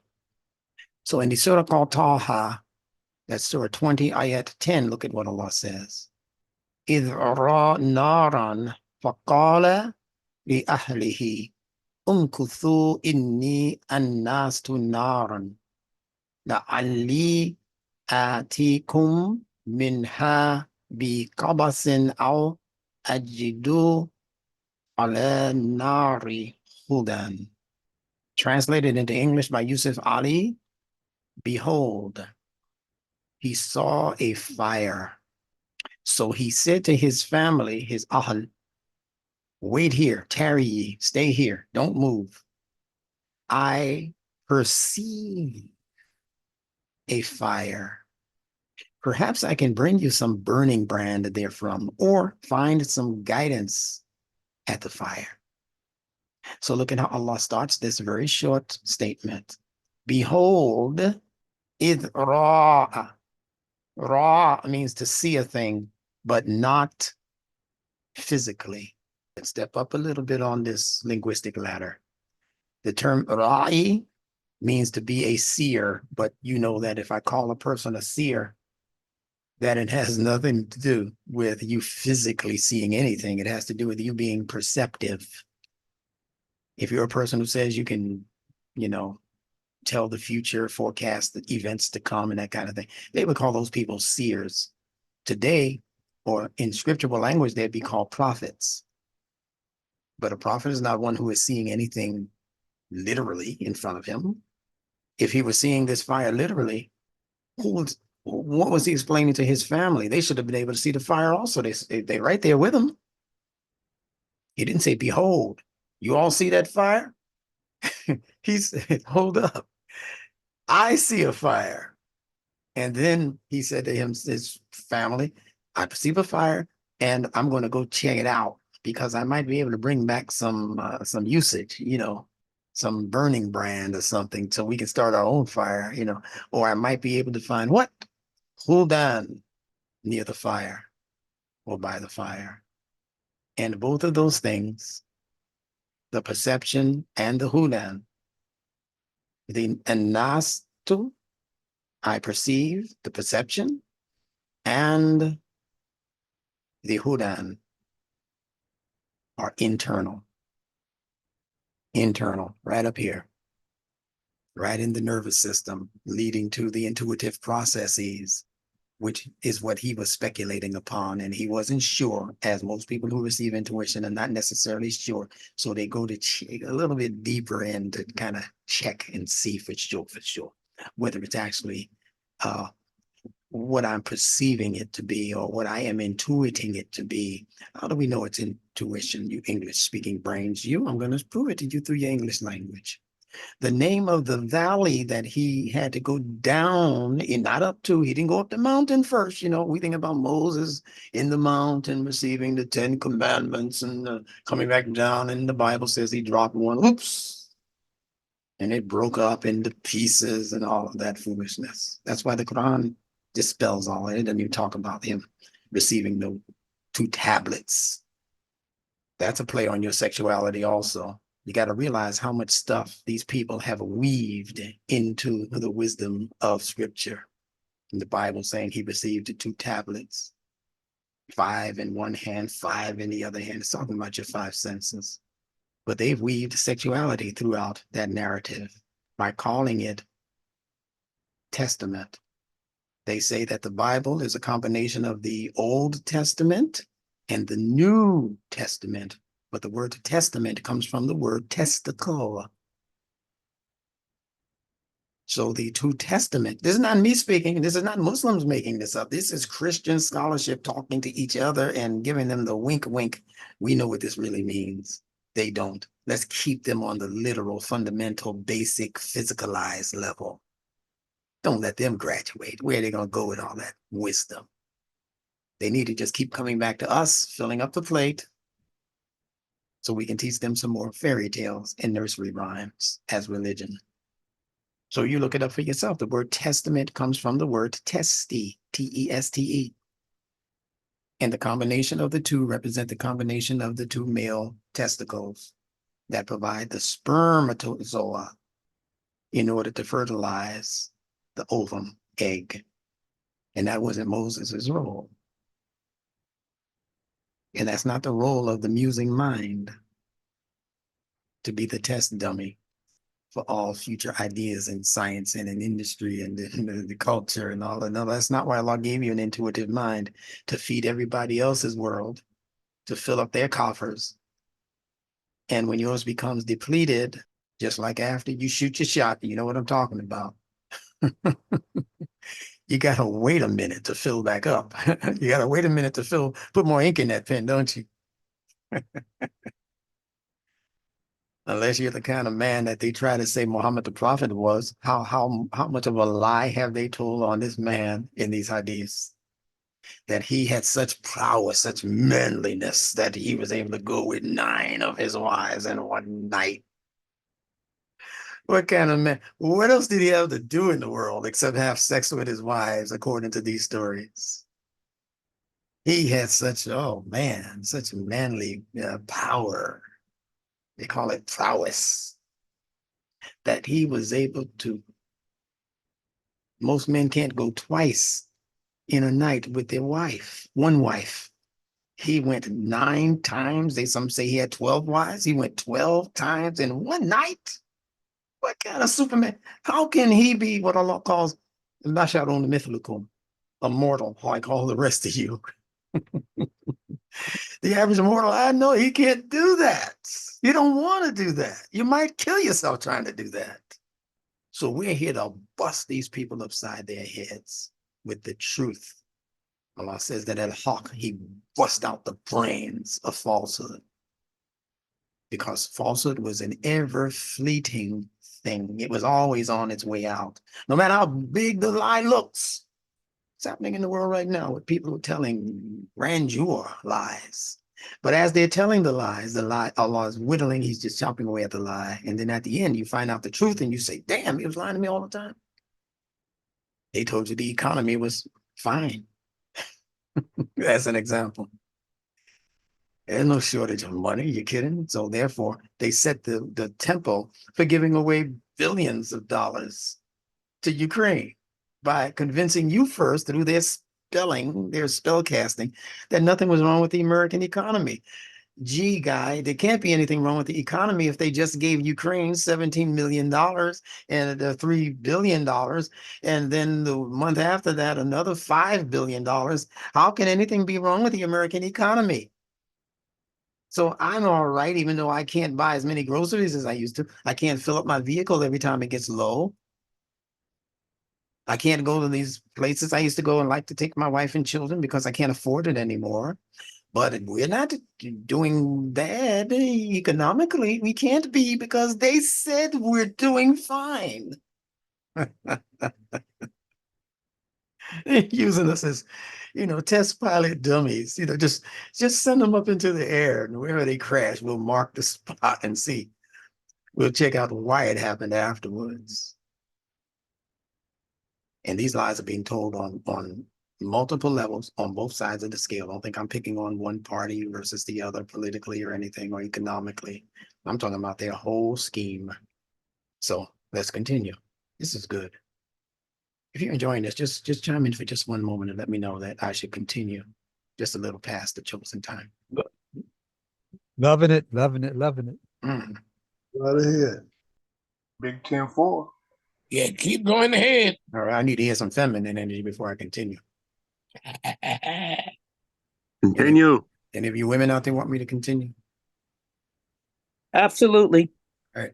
Oh, most definitely, my brother. All right. You used the word Allah. And I just wanted to say that the Cherokee language being so related to the Arabic, that the eastern band of Cherokee Indians is called Qala. Spell it. Qala. Qala. Yeah. And the western band is called Talaqwa. Beautiful. So something got added on to theirs, but definitely on the eastern side, Qala. Beautiful. And by the way, for those who didn't hear our announcement from, I think it was last week when Mahir was on with us, he's going to be beginning his own webinar series. So listen out. And just to add to that, the good brother in our meeting, the server is already tight. It's ready to roll. Woo-hoo! That's what I was hearing. Okay, so I went ahead and put it together. It's got a lot of storage, can do something. And he's not finished yet. He's got some other things he needs to do, but we are in communication, and I just rolled out what he said is going to work, and that's it. He's tightened it up, securitized it, and he's installed some applications. He can do everything, email, All right. all stuff. All right. So we have people like Mahir who are setting up their exquisitely professional ability to communicate with us minus glitches. Minus glitches, meaning minus the people who want to take you down because of something they didn't like that you said, like YouTube is prone to do. This won't happen with the system that Mahir and Adam Ambush are putting together. So you'll hear more news on that. You'll hear them come on and explain it in their own way, in their own time, very shortly. Brother, my good brother, I did want to comment on the word testament. Yeah. You were so on point that this is why they say women can't swear. Because it says that according to the Old Testament in Hebrew, that when Ibrahim, alayhi salam, met the three strangers and an oath is made, he put his hands and covered up his dangly parts. So that's another way they translate it. And so we know, without getting graphic here, when you see the young men back in the day, back in our day, that when they would say they would swear, where did their hand go while they were swearing? You're right. Yeah. So you already know where I'm going with that. Yeah, they call you it. said that, it just clinched it in the sense that, well, I already know what the word testament means. And it is, they say, another definition is dangly parts. Yeah, and another translation so he put his into hand English. on his dangly parts.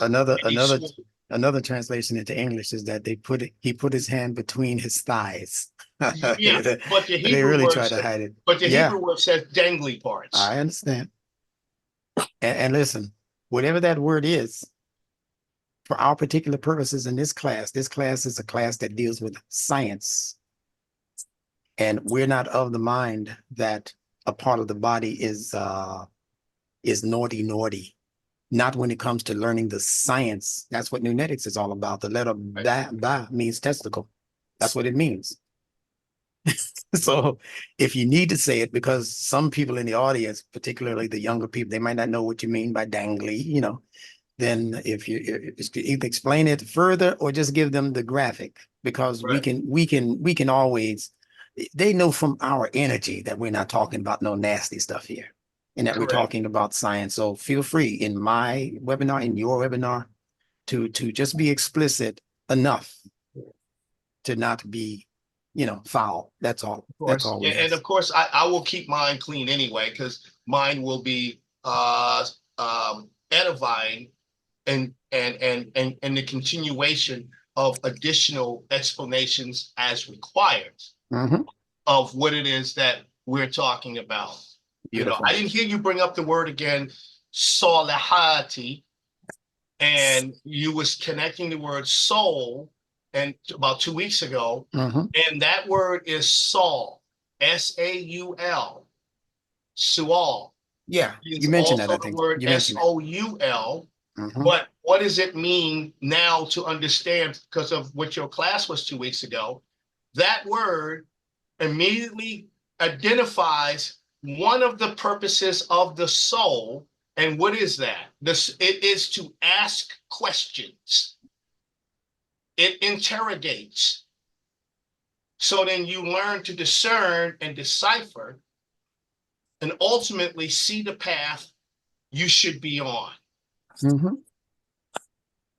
same vision that the sun gives you when it rises. And in Latin, it's called soul. S-O-L. Exactly. All right. We're on the path. Thank you, sir. Let's continue. Beautiful. So Musa's musing mind is what we're talking about. Musa's musing mind. Musing simply means it's looking here and there. It's searching everywhere. It's looking. Or that song, I'm looking for love, right? Well, Musa's mind was looking for a way out of the confusion that growing up in an environment of pharaonic concepts for God had left him in. He was searching for answers, as our brother Mahir just mentioned. There's a part of the mind that is also connected to the soul. The soul is not just some spiritual fluffy stuff. The soul also includes the human intellect. All right. So there's always a part of the human intellect that's looking for answers. And that's what Musa's mind was from the very beginning of his sojourn, left on a bulrush boat type of thing that they put together with a blanket on top of it, I guess, put on the river and floated up the river towards Egypt. So says the Old Testament, or the Torah in this case. He floated up the river. That detail is not given in the Quran, to my knowledge. He's put on the river, but it doesn't say that he floated up. They're giving you hints and clues. Actually, they're not giving us hints and clues. They're giving each other hints and clues to keep the knowledge within the family of the people who wanted to be the only ones to have this level of wisdom. So it floated up the river towards Egypt, which in the Quran is called the Misr, M-I-S-R, from which comes the English word miser. That's where the misers were. And also the word misery. That's where the misery was. A bunch of slaves working for the Egyptians, you know, that kind of thing. Hebrew slaves. The Quran dispels all of that stuff because the Quran is not here to promote an ethnic group over other ethnicities, to say the Jews or the Hebrews are the best people on the planet. They're the best things here since sliced bread. And all of the other people are not the chosen people. It's just the Hebrews, just the Jews. That's it. The Quran comes to stick a pin in that. You have to realize that when you're reading the Quran. That's why it's important to have knowledge of both scriptures, of many scriptures, actually, if you're going to find out what the ultimate truth entails. Let's continue here. So Musa's musing mind was in the process of developing and when I say Musa's mind, I'm not talking about a physical person from 5,000 years ago on a physical land called Egypt. I'm talking about a metaphorical personality that can be found, guess where? In each and every one of you and in me. There's a Musa, there's a musing mind taking place right now. As you're listening to me, you're musing. I never thought about that. Did you hear the way the instructor put that? That's your musing. That's the Musa in you that's able to split seas and walk across on dry land. That's able to cut right through the emotional bullshit that they sell you. That's the seas, the waters, the red waters. It will push right through all of that anger and all of that frustration and all of that, separated and walk through on rational ground where one foot can go in front of the other. That's what reasoning is. Hypotheses, that's what they call them. You come to this fact and you establish that and you say, well, let's see what comes after this. And if the next fact coincides with the previous fact, that's called logic. So that's what they were doing. One foot after the other. One foot after the other. Who gave us that understanding? I got to give credit to where credit is due. It was Imam W.D. Muhammad when he told us what the symbolic meaning of the leg was. He said the leg is where you get the term legic or logic. It's also where legend comes from. It's where lecture comes from. A lot of these words are born out of other words. And in the Arabic language, that idea of logic comes out of the word rijal, which they mistranslate as male biology. See? Rijal. Look at this carefully. Got to take my time with this one today. So rijal gave us the English word regal. You know J interchanges with G. Regal means the ones who are, here we go again. The ones who are regulating, keeping everything regular. That's what Rijab do. That's why they call them men who are over the women. The men who are supervisors over the women. It has nothing to do with males and females as genders, and has everything to do with processes taking place within the human intellect, within the human constitution that we're talking about today. Your ability to think and govern and reason and regulate, that's what it's speaking to when it speaks about rijal. How do we know that? Because in another place in the Quran, Allah uses this word rijal to refer to both males and females. So how can it be just men? being over the women, like y'all are some subordinates, you know, less than creation than the men or the males. So that's not what it means. It refers to the regulators of society. And the ones who regulate, I repeat, are the ones who are keeping things normal, keeping things regular, keeping things paced correctly, like you do when you pace yourself while walking one leg after the other. So if you're walking one leg after the other, and leg is symbolic of logic or logic, then that means there must be two essential logics that you need in order to make progress into your future. It's not just one logic. Allah said he created everything zawjain, in pairs, and in another place in noble pairs, honorable pairs. So that means there are going to be some pairs that are not honorable, like Democrat, Republican, like rich, poor. Those are pairs, but they're not honorable. The pair that is honorable has been created within you by Allah as ethical logic. The way that you proceed, because it's best for all parties involved, not just you and your tribe. Some would call it moral logic, but there's really no such word as moral. Believe that when I tell that to you. Moral is it's a highly prejudiced word. How do you consider you to be moral and your neighbor to be immoral? Because he wouldn't share something he had with you, or he wouldn't give you the loan you were looking for. He's immoral. You start talking about him, because a moral is just it's a made up thing in the mind. What they're really looking for is the word ethical. Ethics keeps a view on things that should be correct for your human life, that is indiscriminate of gender and what's the other thing? Ethnic groups.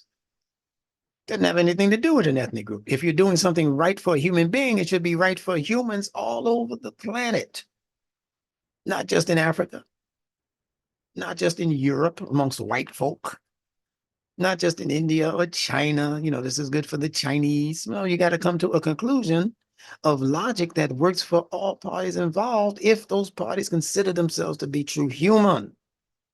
But until you know, or unless you know what a true human is, you flunked out from the very beginning of the test. And that's what this course is here to teach you.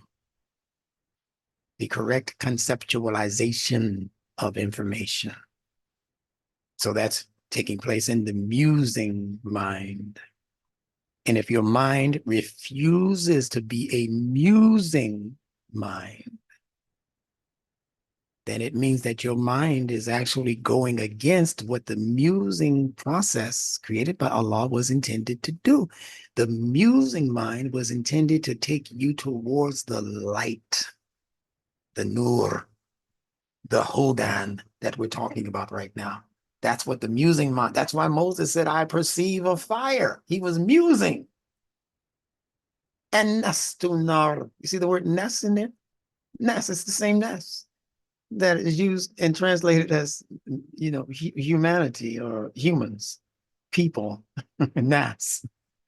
That means that it's a property that all humans have. The musing mind has been installed by Allah into every human creature, not into the animals and the insects, and into the humans. And that's the part of the human intellect that Allah designed for evolution and further development. And that's why the end of the Quran, that last surah, is called the Surah An-Nas. And Allah begins it, Qul a'udhu bi rabbin nas. Rabb, the one who evolves the Nas. What is the Nas? The intuitive spark that Allah placed inside every human vessel. The ability to evolve beyond the borders, the artificial borders that are being created for us and given to us in terms like Black people, white. They arguing right now in the highest levels of government about who's an Indian, who's Black, what's a woman.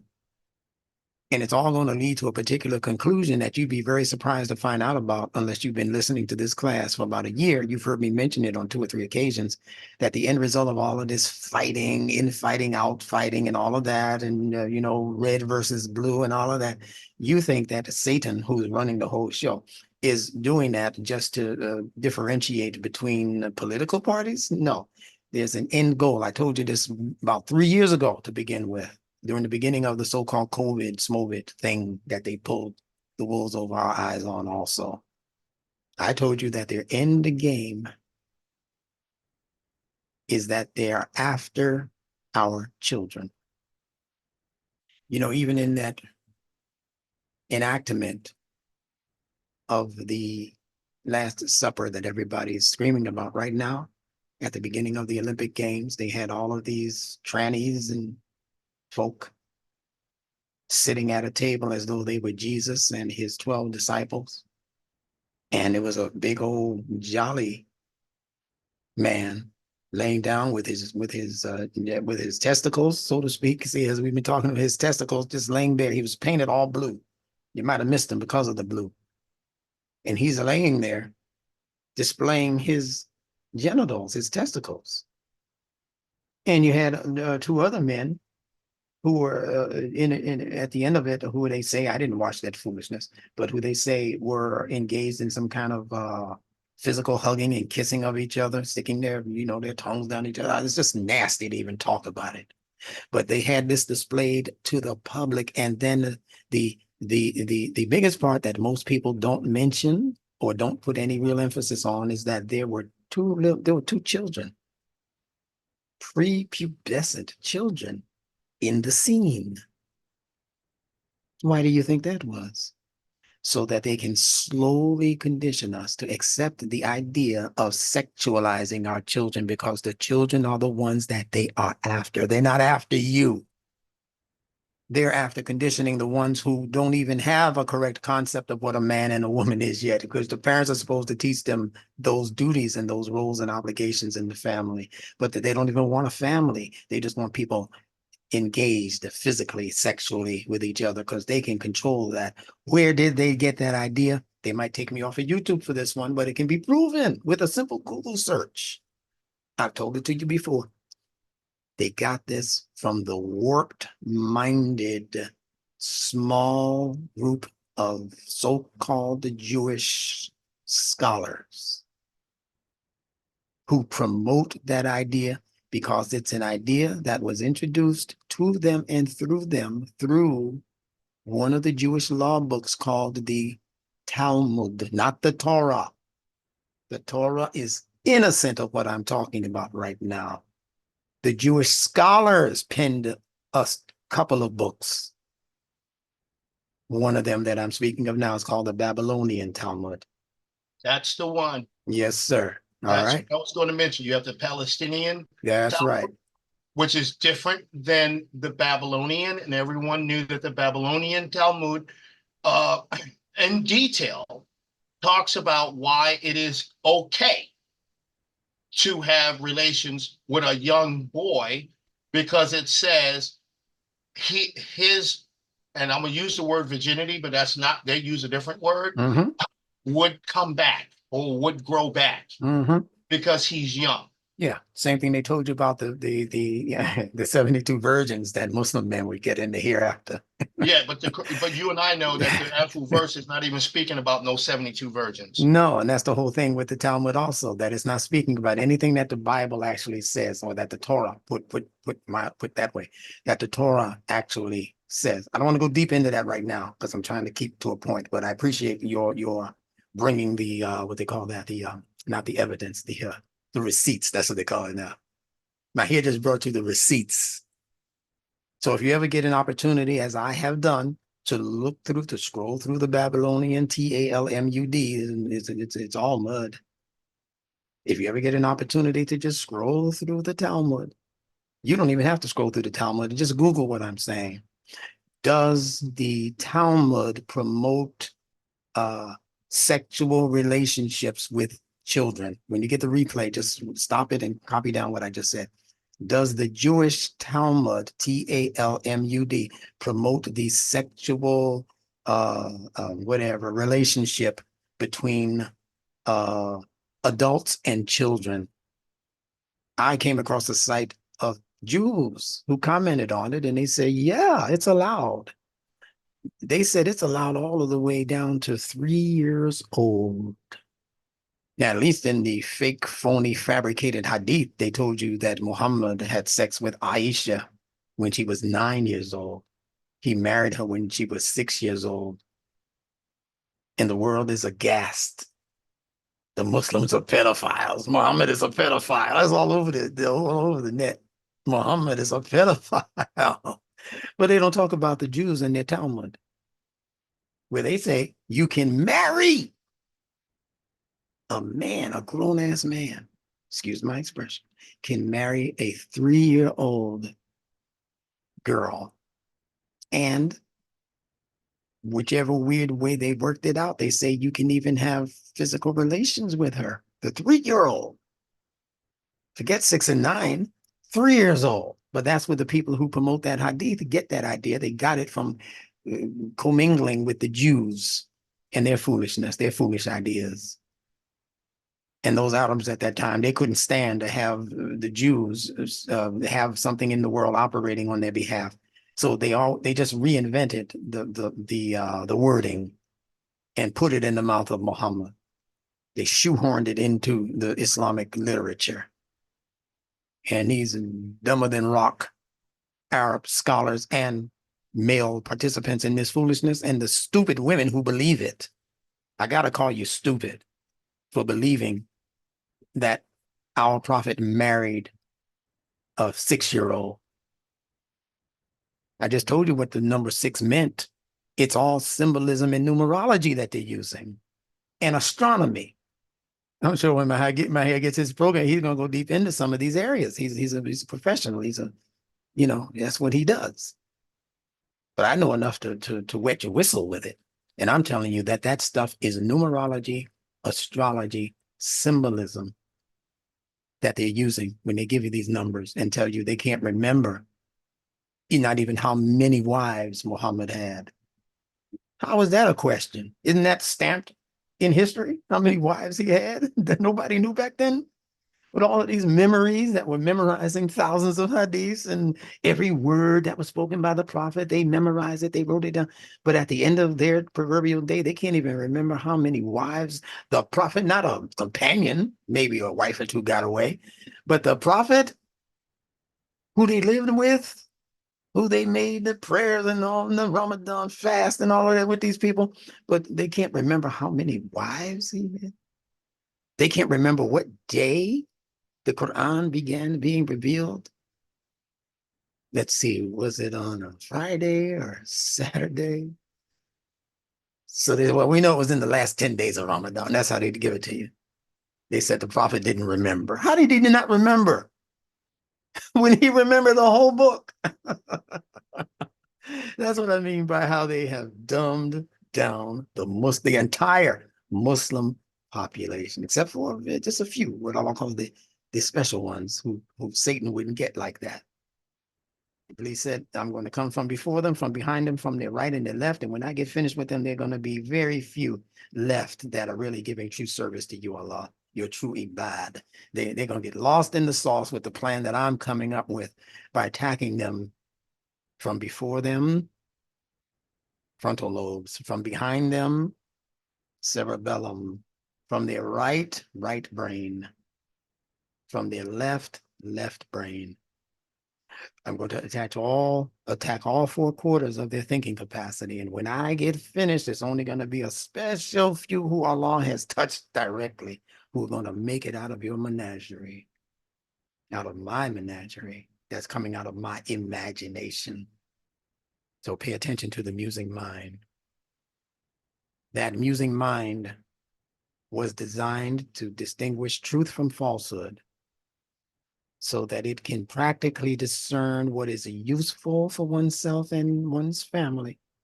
And even better than that, that musing mind was designed by Allah to find information, not knowledge, not ilm, at this point, to find information, hudan, which might benefit anyone who is seeking the same level of truth. Why do I say benefit anyone and not just the Jews or not just the Muslims? Because Allah uses the word hudan, that's general.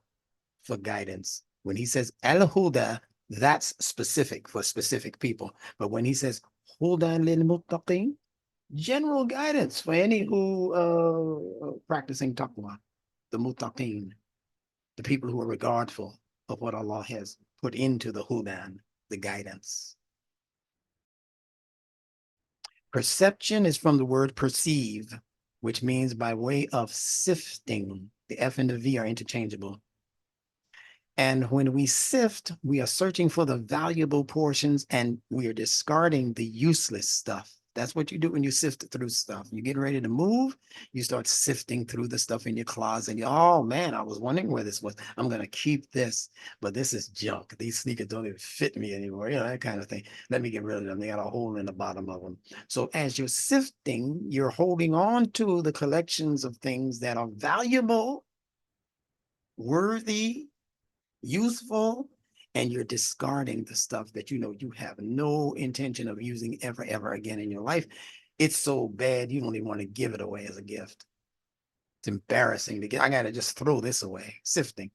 When a person who is not mining, but sifting gold, he's on the beach, and you've seen those little machines, whatever, and then when he comes across gold, yeah. Well, he takes that and he puts it in his little sifter. And because the gold is supposed to be a certain size, of course, you know, the sand will be sifted through and fall back onto the beach. But the gold won't make it through those holes. The holes are too small for the gold. If there are gold pieces or nuggets in there, it's no. So he has to sift in order to collect the important, valuable pieces that are not throwaways. That's what your perception is supposed to do. It's supposed to sift through information, not knowledge, just information. Things that are appealing to your five sense sensory operation. And it's supposed to say, this is useful. This is not. Me watching Cardi B tweet, what do they call that? What do they call that dance? What do they call that nasty dance these girls are doing? Twerk. Twerk. Yeah, twerk. Like that one was doing for what her name? Kamala. At a political rally with your grandma in the front row. She came on there, whatever her name is, the lightning horse. I don't know what they call themselves now. Stallion or something. She's some kind of stallion, you know, a wild horse. Hey, a stallion is a male, the last time I checked. But we have been dumbed down so thoroughly that we truly now cannot even distinguish the difference between a male and a female when they're presented to us through entertainment. You think you're looking at a female, but in the clinic, that's a male who has been designed or redesigned as a female. Some of them get their Adam's apples shaved down. I'm not telling you anything that some of you don't already know. Because one of the clearest ways to distinguish male from female is that the males usually have a protruding neck. They call it an Adam's apple. That's why I said that the whole world is a stage. And most of the things that have been presented to the human intellect to be absorbed into the human constitution has been staged.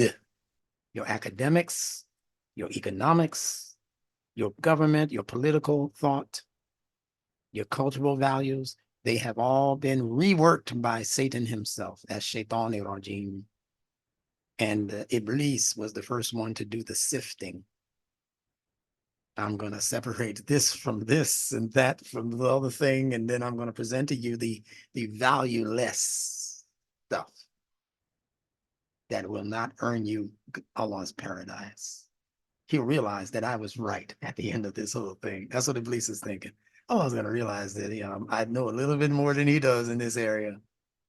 I don't know what's going on Mars, but I know here on Earth, I got Allah trumped. He's done.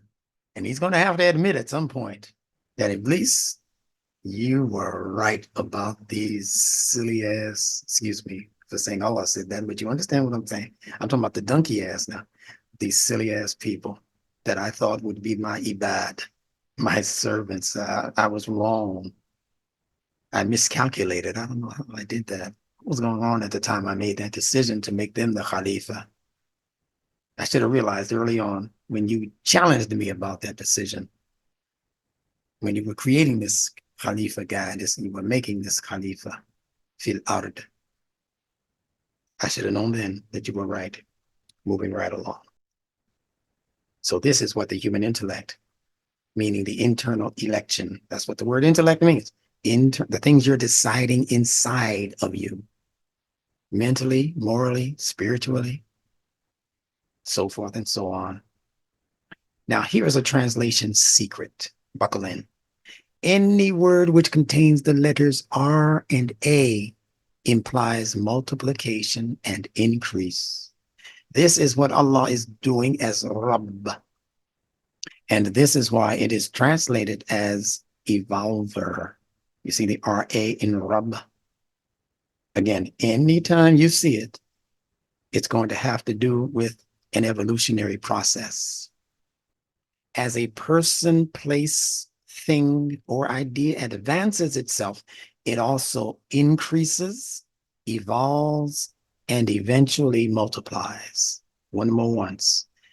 As a person, place, thing, or idea advances, it also increases, evolves, and eventually multiplies.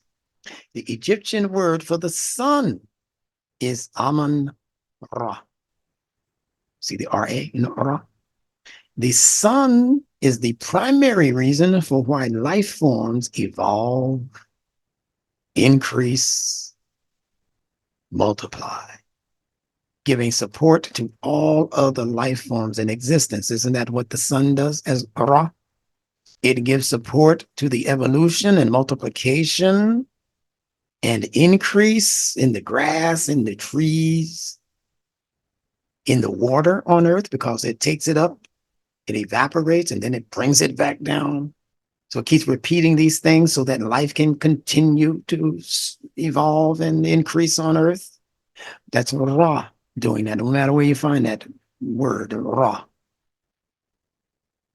It could be in the word radiate. It doesn't matter where you find the word Ra. It has to do with the sun and its ability to impact growth, increase, and evolution on earth. You find it, if you separate the words, in the word read, R-E-A-D. The R and A is still in there. Reading is supposed to increase your acumen. It's supposed to help your mind evolve. So in the Hebrew language, there's the word rabah. And remember, in the Hadith literature, they told us that there was a man named Rabah who was the master, supposedly, of the one that we come to know as Bilal. They call him Bilal ibn Rabah. It's pronounced a little differently in Hebrew. It's like Rabal, Rabal, but it's spelled like Rabah. And remember, these are sister languages, Arabic and Hebrew. So let's go through this.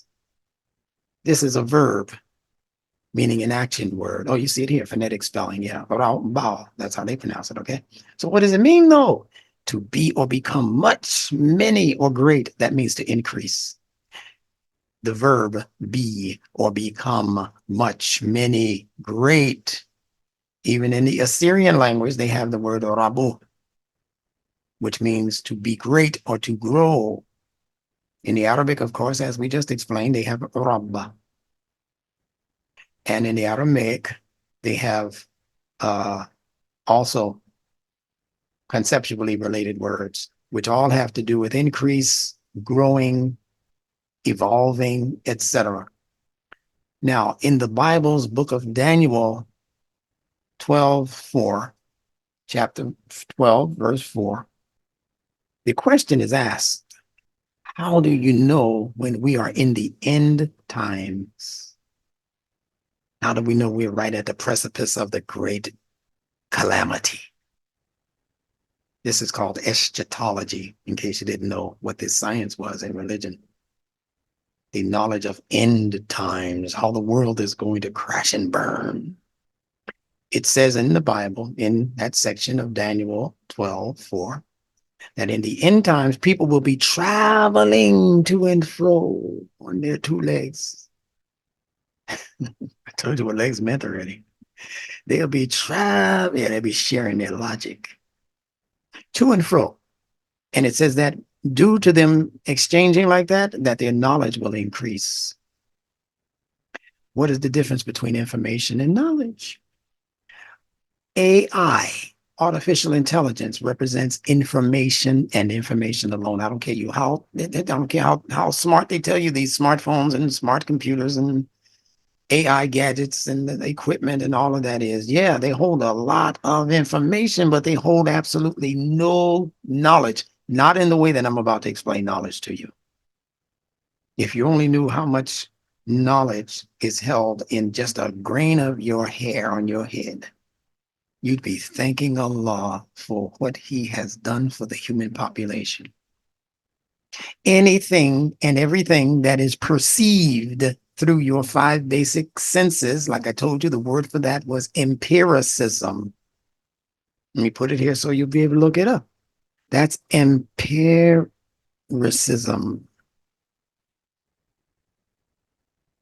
I believe I've spelled that correctly. Yeah, empiricism. 5 sense observation and absorption of that information. But it's dealing almost strictly with information. You see the word information. If it has in on the front of it, it's feminine. Like I told you earlier, it's taking things into it, like the female takes in the male, the sperm, and produces something as a possibility out of that union. But it had to come in first. If I am expressing myself, X means to go out. So there's information going in, and then there is expression coming out. Think about these things when you see these words. Excellence. That's not coming into you. Something had to already be in you in order for you to express excellence. There had to be something in the cell, something already in the cell, in order for it to express outwardly what we're calling excel. In order for you to excel, you have to have something exiting the cell, and it can't exit unless it was already put there. And it was put there by Allah. Created us min nafsin wahida, from one soul. But you can also say created us from one cell.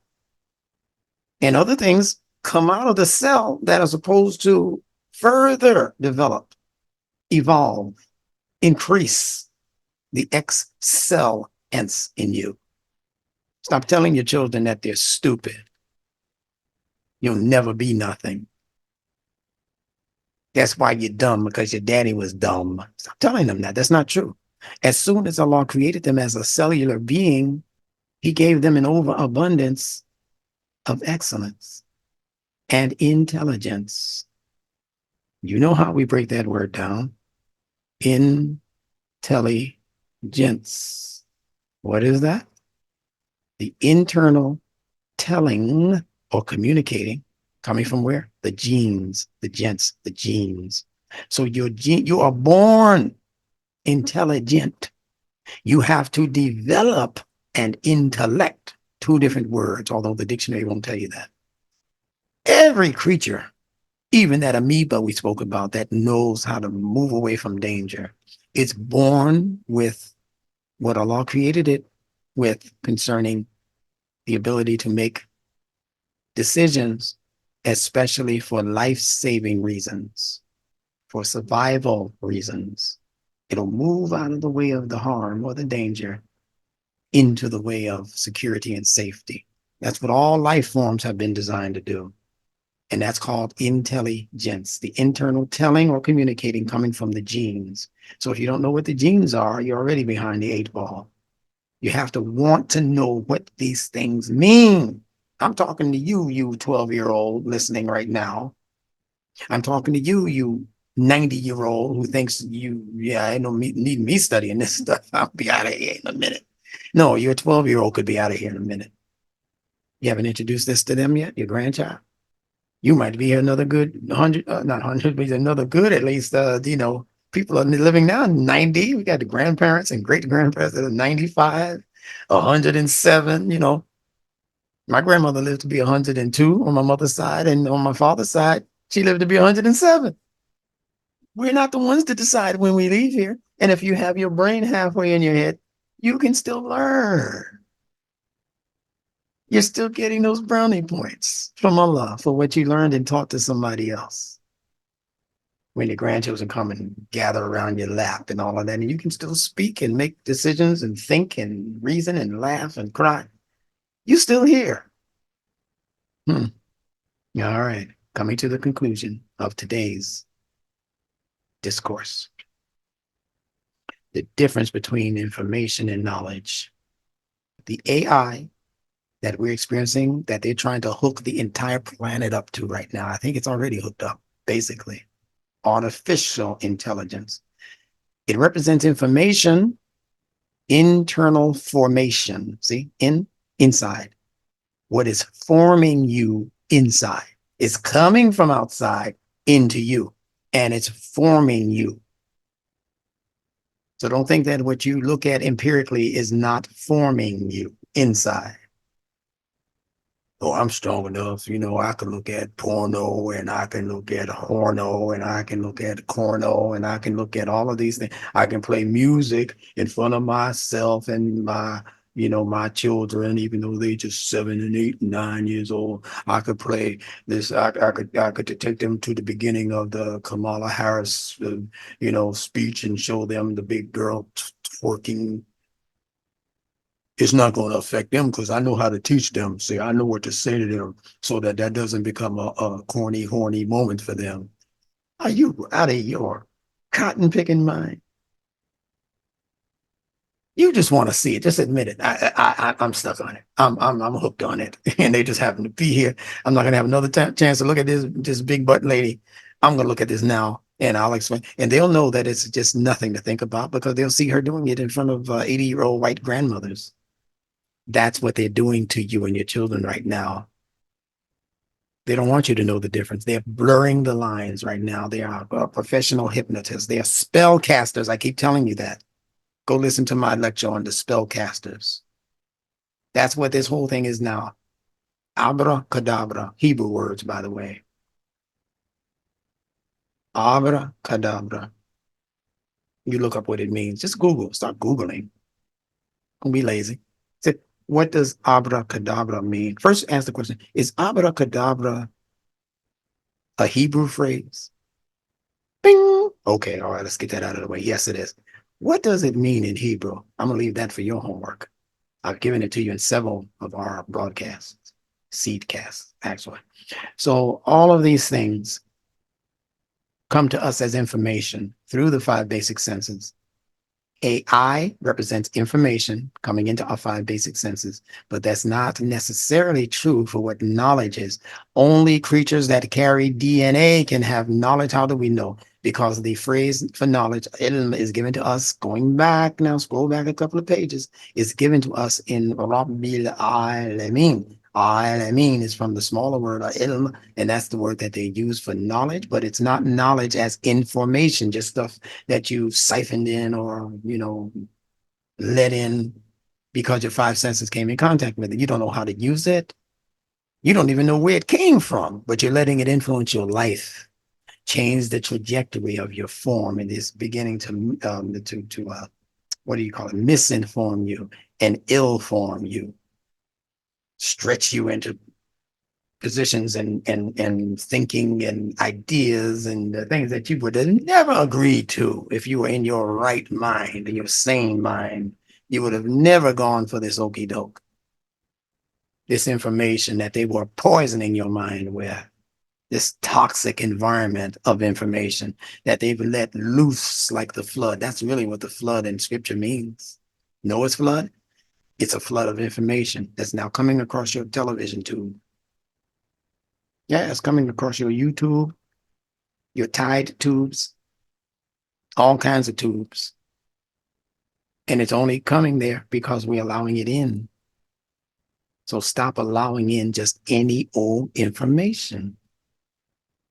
Allah asks in the Quran that we pray for an increase in the ilm, and they translate that as useful knowledge. See, if knowledge is not humanly useful, humanly valuable to your human growth, development, evolution, and increase, then it's not ilm. Prove it to you another way, nunetically, and then we're through for today. The word ilm is a combination of three Arabic words: Ain, Lam, Mim. Once again, Ain, not Alif, Lam, Mim. Ain, Lam, Mim. What is Ain? It's the word for eye or vision or insight. Insight into what, instructor? Because I know a sentence is developing right now. Into whatever Lam and Mim represent. What is Lam as a part of your body structure? Your tongue. Your tongue. What is Mim as a part of your body structure?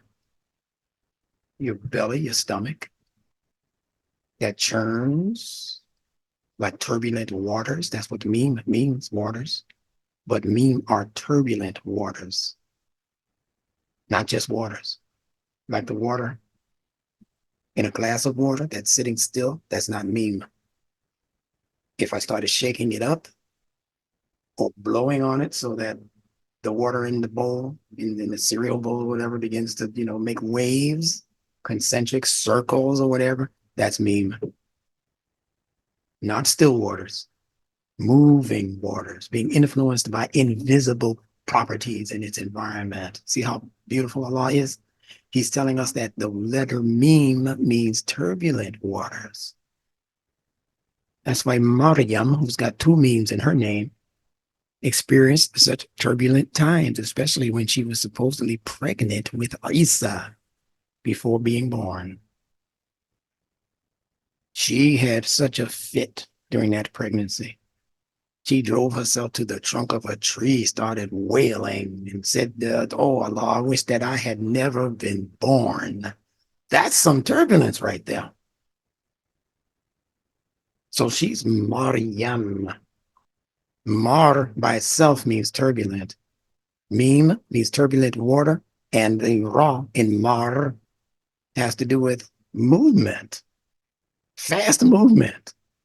It's speaking to an emotional condition that Maryam was experiencing. And see, these things are not talking about physical people in history. I keep trying to explain it to you. It's talking about mental, moral, spiritual issues that are happening in the human makeup, in the human psyche, in the human mind department that can be experienced at any time, any place, anywhere human beings exist. So it's not only pertinent for when it happened, and it could have happened, but Allah is using that as the template for things that happen all of the time. Not to say there was no physical Maryam or no physical Jesus or no physical Muhammad. It's saying that Allah uses these characters and characteristics as template behaviors, attitudes, personalities, mentalities, in order to explain something that will reach each and every human being who learns what these messages are. Then you don't have to stick to Moses parting the Red Sea as some myth in history or some real thing in history that doesn't benefit you 5,000 years later. That's why Allah doesn't put that this happened 5,000 years ago. It's happening now, and it's going to continue to happen into the unforeseeable future, except that the future can become seeable if you are able to discern what the scriptures are talking about, because they're prophesying what's going to happen. It's not even prophecy at that point. It's telling you what's going to happen if you stay on this trajectory. So Muhammad is still here. Allah says he's a rahmah for al-alameen. How did he disappear? Because the physical body left the earth. Called Isa. Kalimatan min Allah. A word from Allah.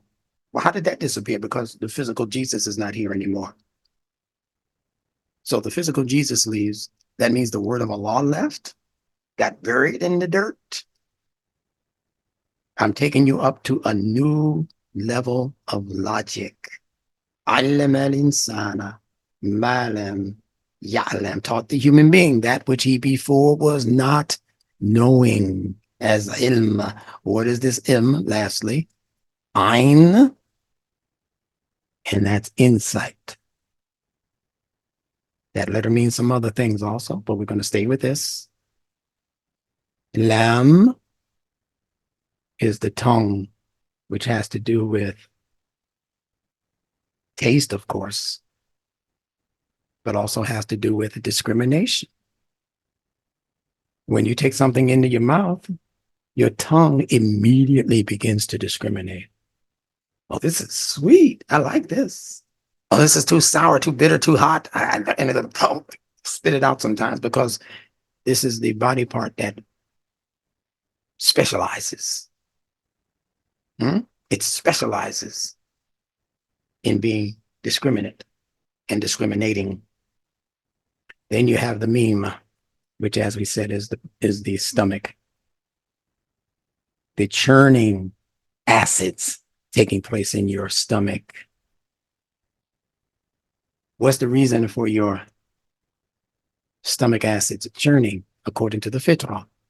Is to break that solid food, on the most part, down into manageable portions that can thereafter be liquefied. It's meme, liquid, water.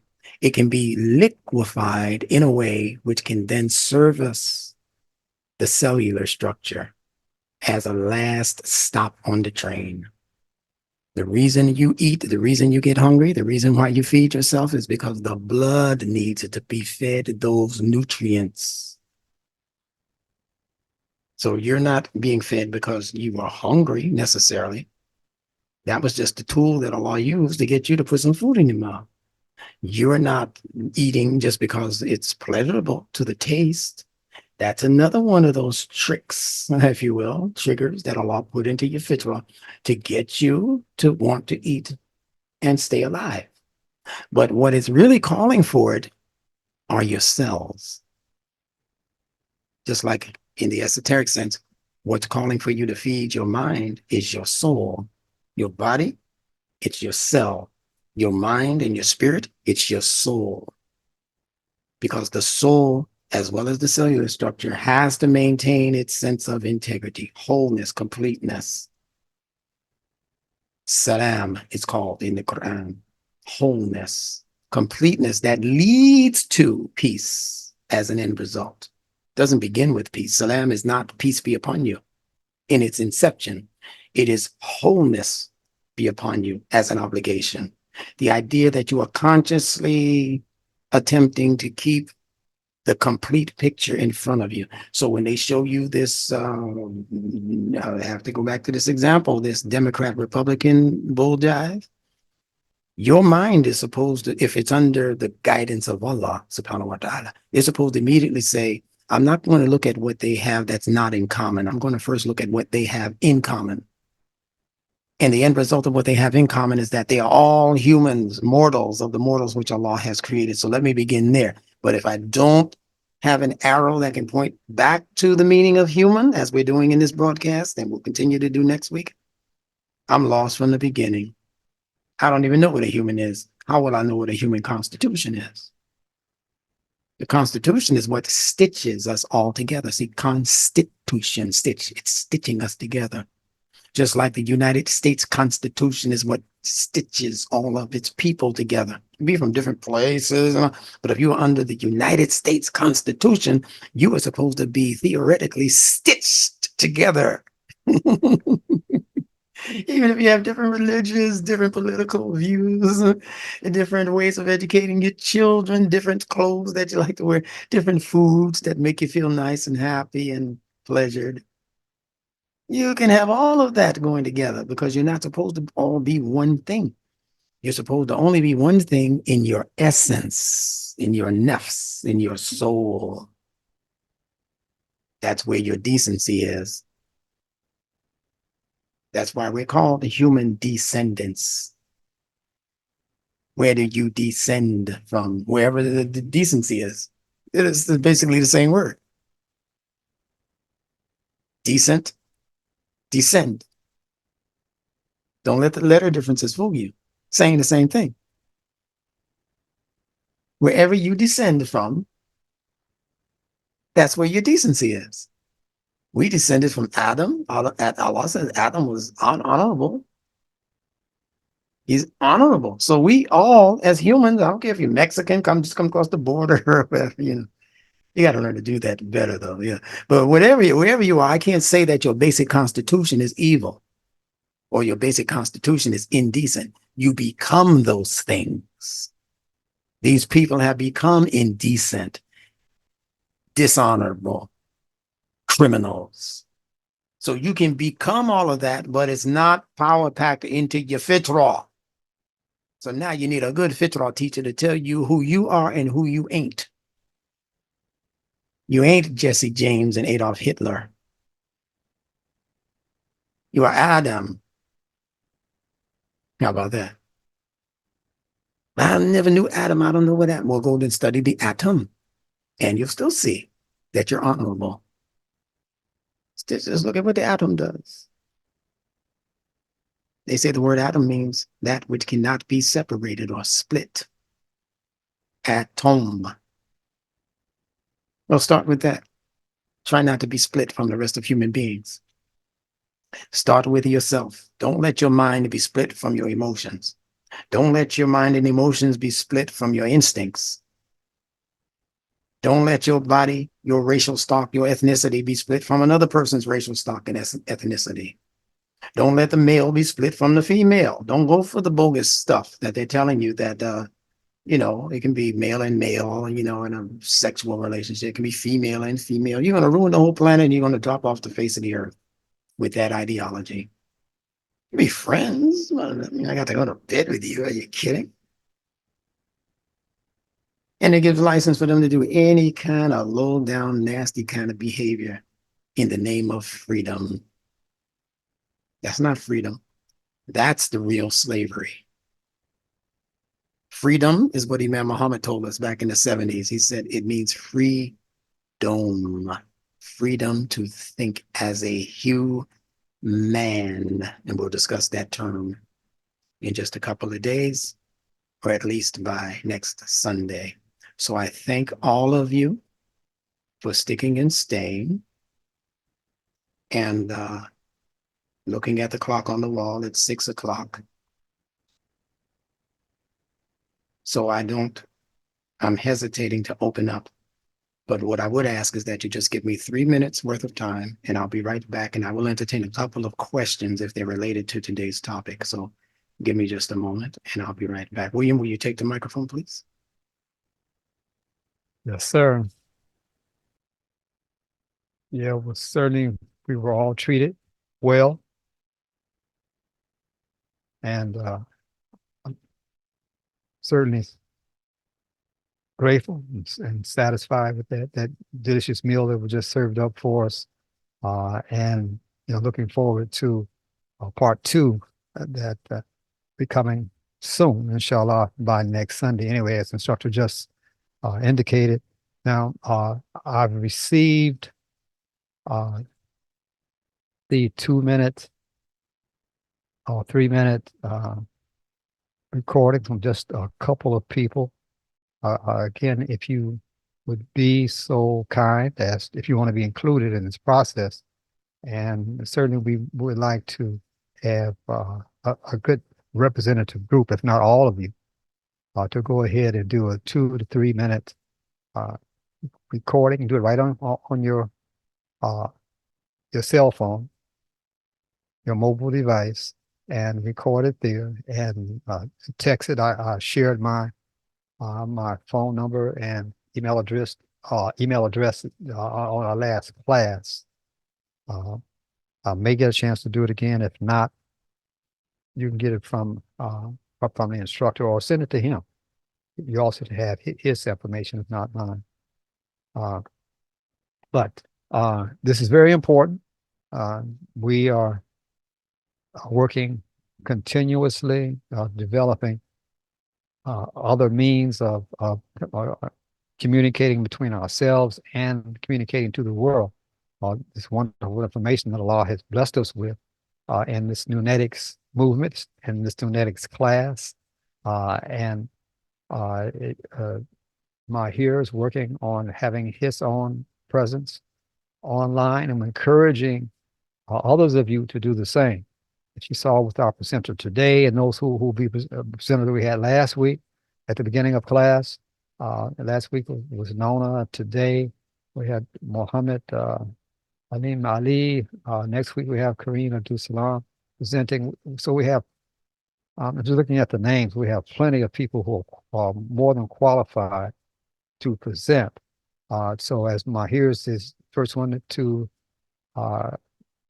get out of the blocks. I'm thinking in terms of the Olympics right now. You know, he's the first one out of the blocks on this one, and he will have his own whatever he's going to call it. I'm going to call it a podcast or a seedcast or a channel or whatever. But he's working on his right now, and there's so much that Allah has given us, and we have an obligation actually to share what Allah has gifted each one of us with in terms of our life experience, in terms of the knowledge that we have, the information that we have available. We can find ways to package it, not only so that you can share it, but also that you can benefit from it. You know, we're looking at, as we continue to develop our Nunetics Broadcasting Network, we will not only be asking you to participate with these introductory testimonials in these 2 to 3 minutes that we want you to send, but later we want you to start developing short clips that we can put on YouTube and other social media sites to just announce where people can go back over to our site, where they will be have direct access to our Nunetics Broadcasting Network and participate in this ongoing process of sharing information and knowledge, and all of us growing together. Keeping in mind that, as instructor indicated today during the class, that we're sharing useful information. So please keep that in mind. That take the information that you're getting and find a way to utilize it in your everyday experience with yourself, with your family, with your loved ones, and then to the community. So I see instructors back to close this out, I believe. So, instructor, Yes. that means that we'll move ahead another. This is Wally. You he had mentioned, asked me for the next week, but Yeah. we're moving. We'll just No, we're drop gonna back another week. we're gonna do both. Oh, okay. Yeah, I told you I was dedicating this semester to hearing more from all of you. Mm-hmm. All right, I'm glad I got that clear. Yeah, yeah, Okay. I knew there were two in the lineup. Oh, okay. All yeah, right. but I want to hear from both of you back to back. Okay, you Yes, come sir. out, you make your presentation first, Mhm. and there you go. That's what I was looking for. Sahib Mujahid came up with the actual true meaning for the phrase abra kadabra. It means I speak, therefore I create. I speak, therefore I create. We'll go over that next week. I might help or ask Mahir to give me some assistance on that phrase from whatever he knows. I'm adequate at giving you what I know it means and why they're using it that way. It's the speaking that creates. It's the speaking that creates you. It's not rocket science. You are the result of words that have gone into your mental atmosphere, and it has created you. It's in the phrase that Imam Muhammad gave us called words make people. You keep telling somebody they're stupid from birth, they're stupid, they can't do nothing right, and that's how we teach our children. Guess what's going to happen? Unless Allah intervenes, they're going to grow up in grade school believing that they're stupid. They're going to go into high school believing that they can't be an achiever. And now the whole system has to dumb down the system to meet their level of lack of quality and excellence.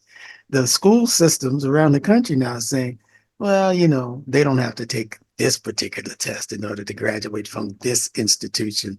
We'll let them through just because they're Black. A lot of people don't know they're doing this. They're letting a lot of our children slide through the educational system, and they're patting them on the back. You got sports team that say, well, I know you missed the ball 3 times, but they're still going to give you an award for at least being a good sport. But they're not achievers. They didn't earn it. So here I am, you know, it's like that foolishness that they did in the Olympics with the two, with the male, the man, clearly a man, with a so-called Muslim name on top of that, beating the pulp out of a female boxer. How? Man, I wanted to reach my hands through that screen and choke that man to death because of the arrogance that he showed immediately thereafter. He'd do it again in a heartbeat. If he had punched that girl 2 or 3 more times, she'd be dead right now. That's what the professionals are saying. She would not have been able to take another punch with the veracity and ferocity that he let leash those two, but just 2 punches that took her out. Because some judges sitting up in somebody's fake heaven said, it's okay. They're bringing this destruction of the human constitution into vogue on purpose. That's what you have to understand. They're at the level of that God process, the generator, operator, destroyer. They're at the destroyer area. That's what they're focused on now. Everything has to be destroyed. Economically, politically, culturally, academically. They have to destroy every one of the props that they know holds up human society so that they can make the human being they want to introduce into this world. And as I mentioned earlier, that human being is going to be mostly AI. Somebody said AI is not all bad. No, you said it depends on the people who are using it. Look at the people who are using it.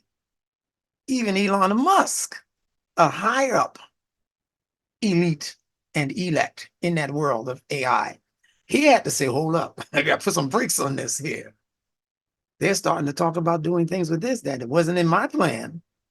I want to make a better car. Come on, talk to your car from the window. Hey, get ready. I'm on my way down. You know, I can understand that kind of AI. But the stuff that they're introducing is to replace you as a human. That's what it's all about. So with that said, we'll examine some other ideas. What I say a word or two with Wally, are you speaking to me? it's Ahmed Hassan, I'm sorry. Oh, Ahmed. Okay, yeah, I wasn't hearing you. Yeah. You know, I got a little bone to pick with myself and with humanity. And that bone is that we talk about this dialogue that people read in the Bible or Quran between God and the devil. And I think for the most of the world, this concept called devil is still in the minds of people, some fictional creature under the ground, pitchfork, whatever, on it goes.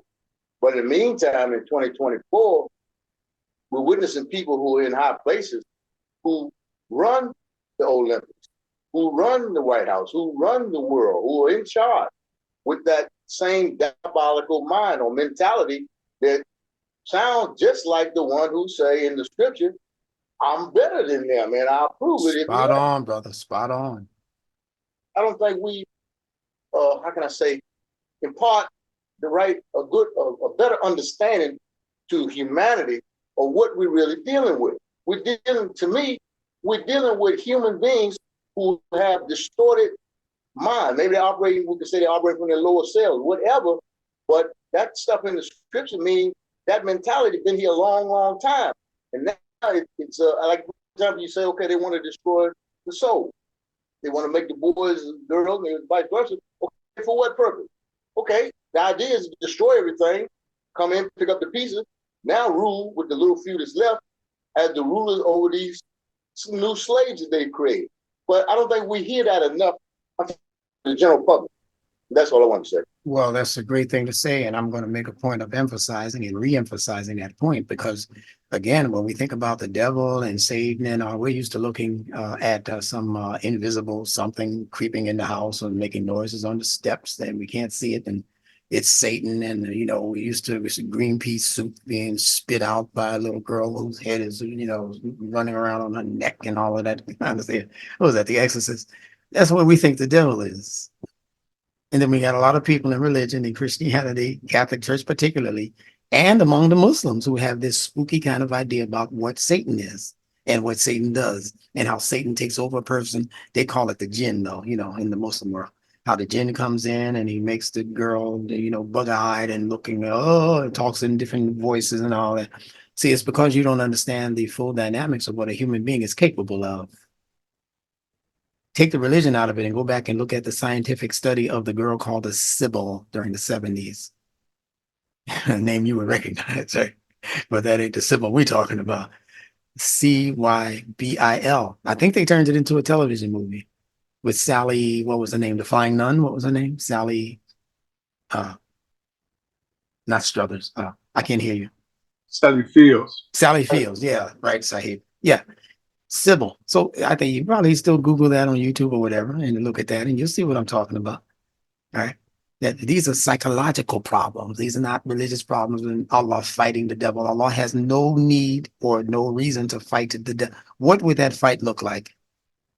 It would look worse than the one I was just telling you about at the Olympics. Who can do battle with Allah? Allah is not the enemy of Satan. Satan is the enemy of humanity. He's your problem. He's not Allah's problem. And Allah has put everything within the human constitution in order to be able to fight and win the battle against Ash-Shaytan and Rajim. Allah says that his schemes are weak. That's all you need to know. So if his schemes are weak and he's battling you and you're losing, what does that make you? Weaker. So you have to build up your human constitution, but you can't do it unless you know what constitution the human being is. That's what this information is all about. So we'll get more into that next week, but thank you for that, Ahmed. That was beautiful. All right, so we're closing out. I'm going to ask William to come back and just give us a closing dua, and I will have all of the information that you need at the end of this video. If you want to order books, if you want to join the class, newneticsinstitute.org. If you want to purchase books, you go to that same site, and all of my 20 books, except for the last couple that I've advertised, you have to just put the name of the book in the whatever it is, the slot there. I don't think the last two books on the website, but if you know what the names are, then simply just put the names of the books and pay for whatever the price of the book is and be done. I'll send them to you. Okay. So the newest book that I've been promoting. Hold on. It's called The Deeper Meaning of the Basmala that we've been discussing for the last 4 or 5 weeks. The deeper meaning of what it means when Allah says, Bismillah ar-Rahman ar-Rahim. And this is going to be even a fuller explanation than you got in the actual webinars. The cover for this book is being redesigned by our very own Adam Ambush. He's taking my design and he's putting his professional touches on the cover. And that book is probably going to be ready for mail out before we meet again next Sunday. That's how nicely and how quickly it's coming together. I know you worry about me sometimes.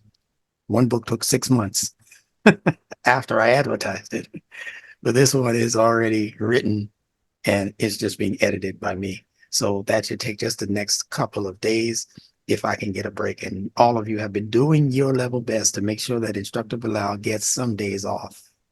It's hard to do, but you see a new video come out by me and whoever, every other day. That's okay. People are hungry for this, and it's my job to feed. So with that said, I'm going to leave you with the words of what they call peace. that is incumbent upon all of us who say we support peace. Salam. But it is peace and wholeness that we're talking about, as mentioned earlier, in the greetings of Salaam Alaykum. Thank you all. And listen, if if there's anyone who has some beginning of the month, couple of dollars over lunchtime that they can send to the Institute, we're not depending on anybody, any corporation, anybody else's dollars. The way we survive here at the Nunetics Institute Incorporated is to wait on your generosity. That's the way it is now. It's not going to be like that for long, but that's the way it is now. So if you have anything that you can send, please just submit it to nuneticsinstitute.org or through Cash App and all of the other stuff that will be on the screen as soon as we close out here. Thank you once again. Salaam Alaykum. Wa alaikum salam. Walaikum Salam. Salam. Shukran. Salam. Okay.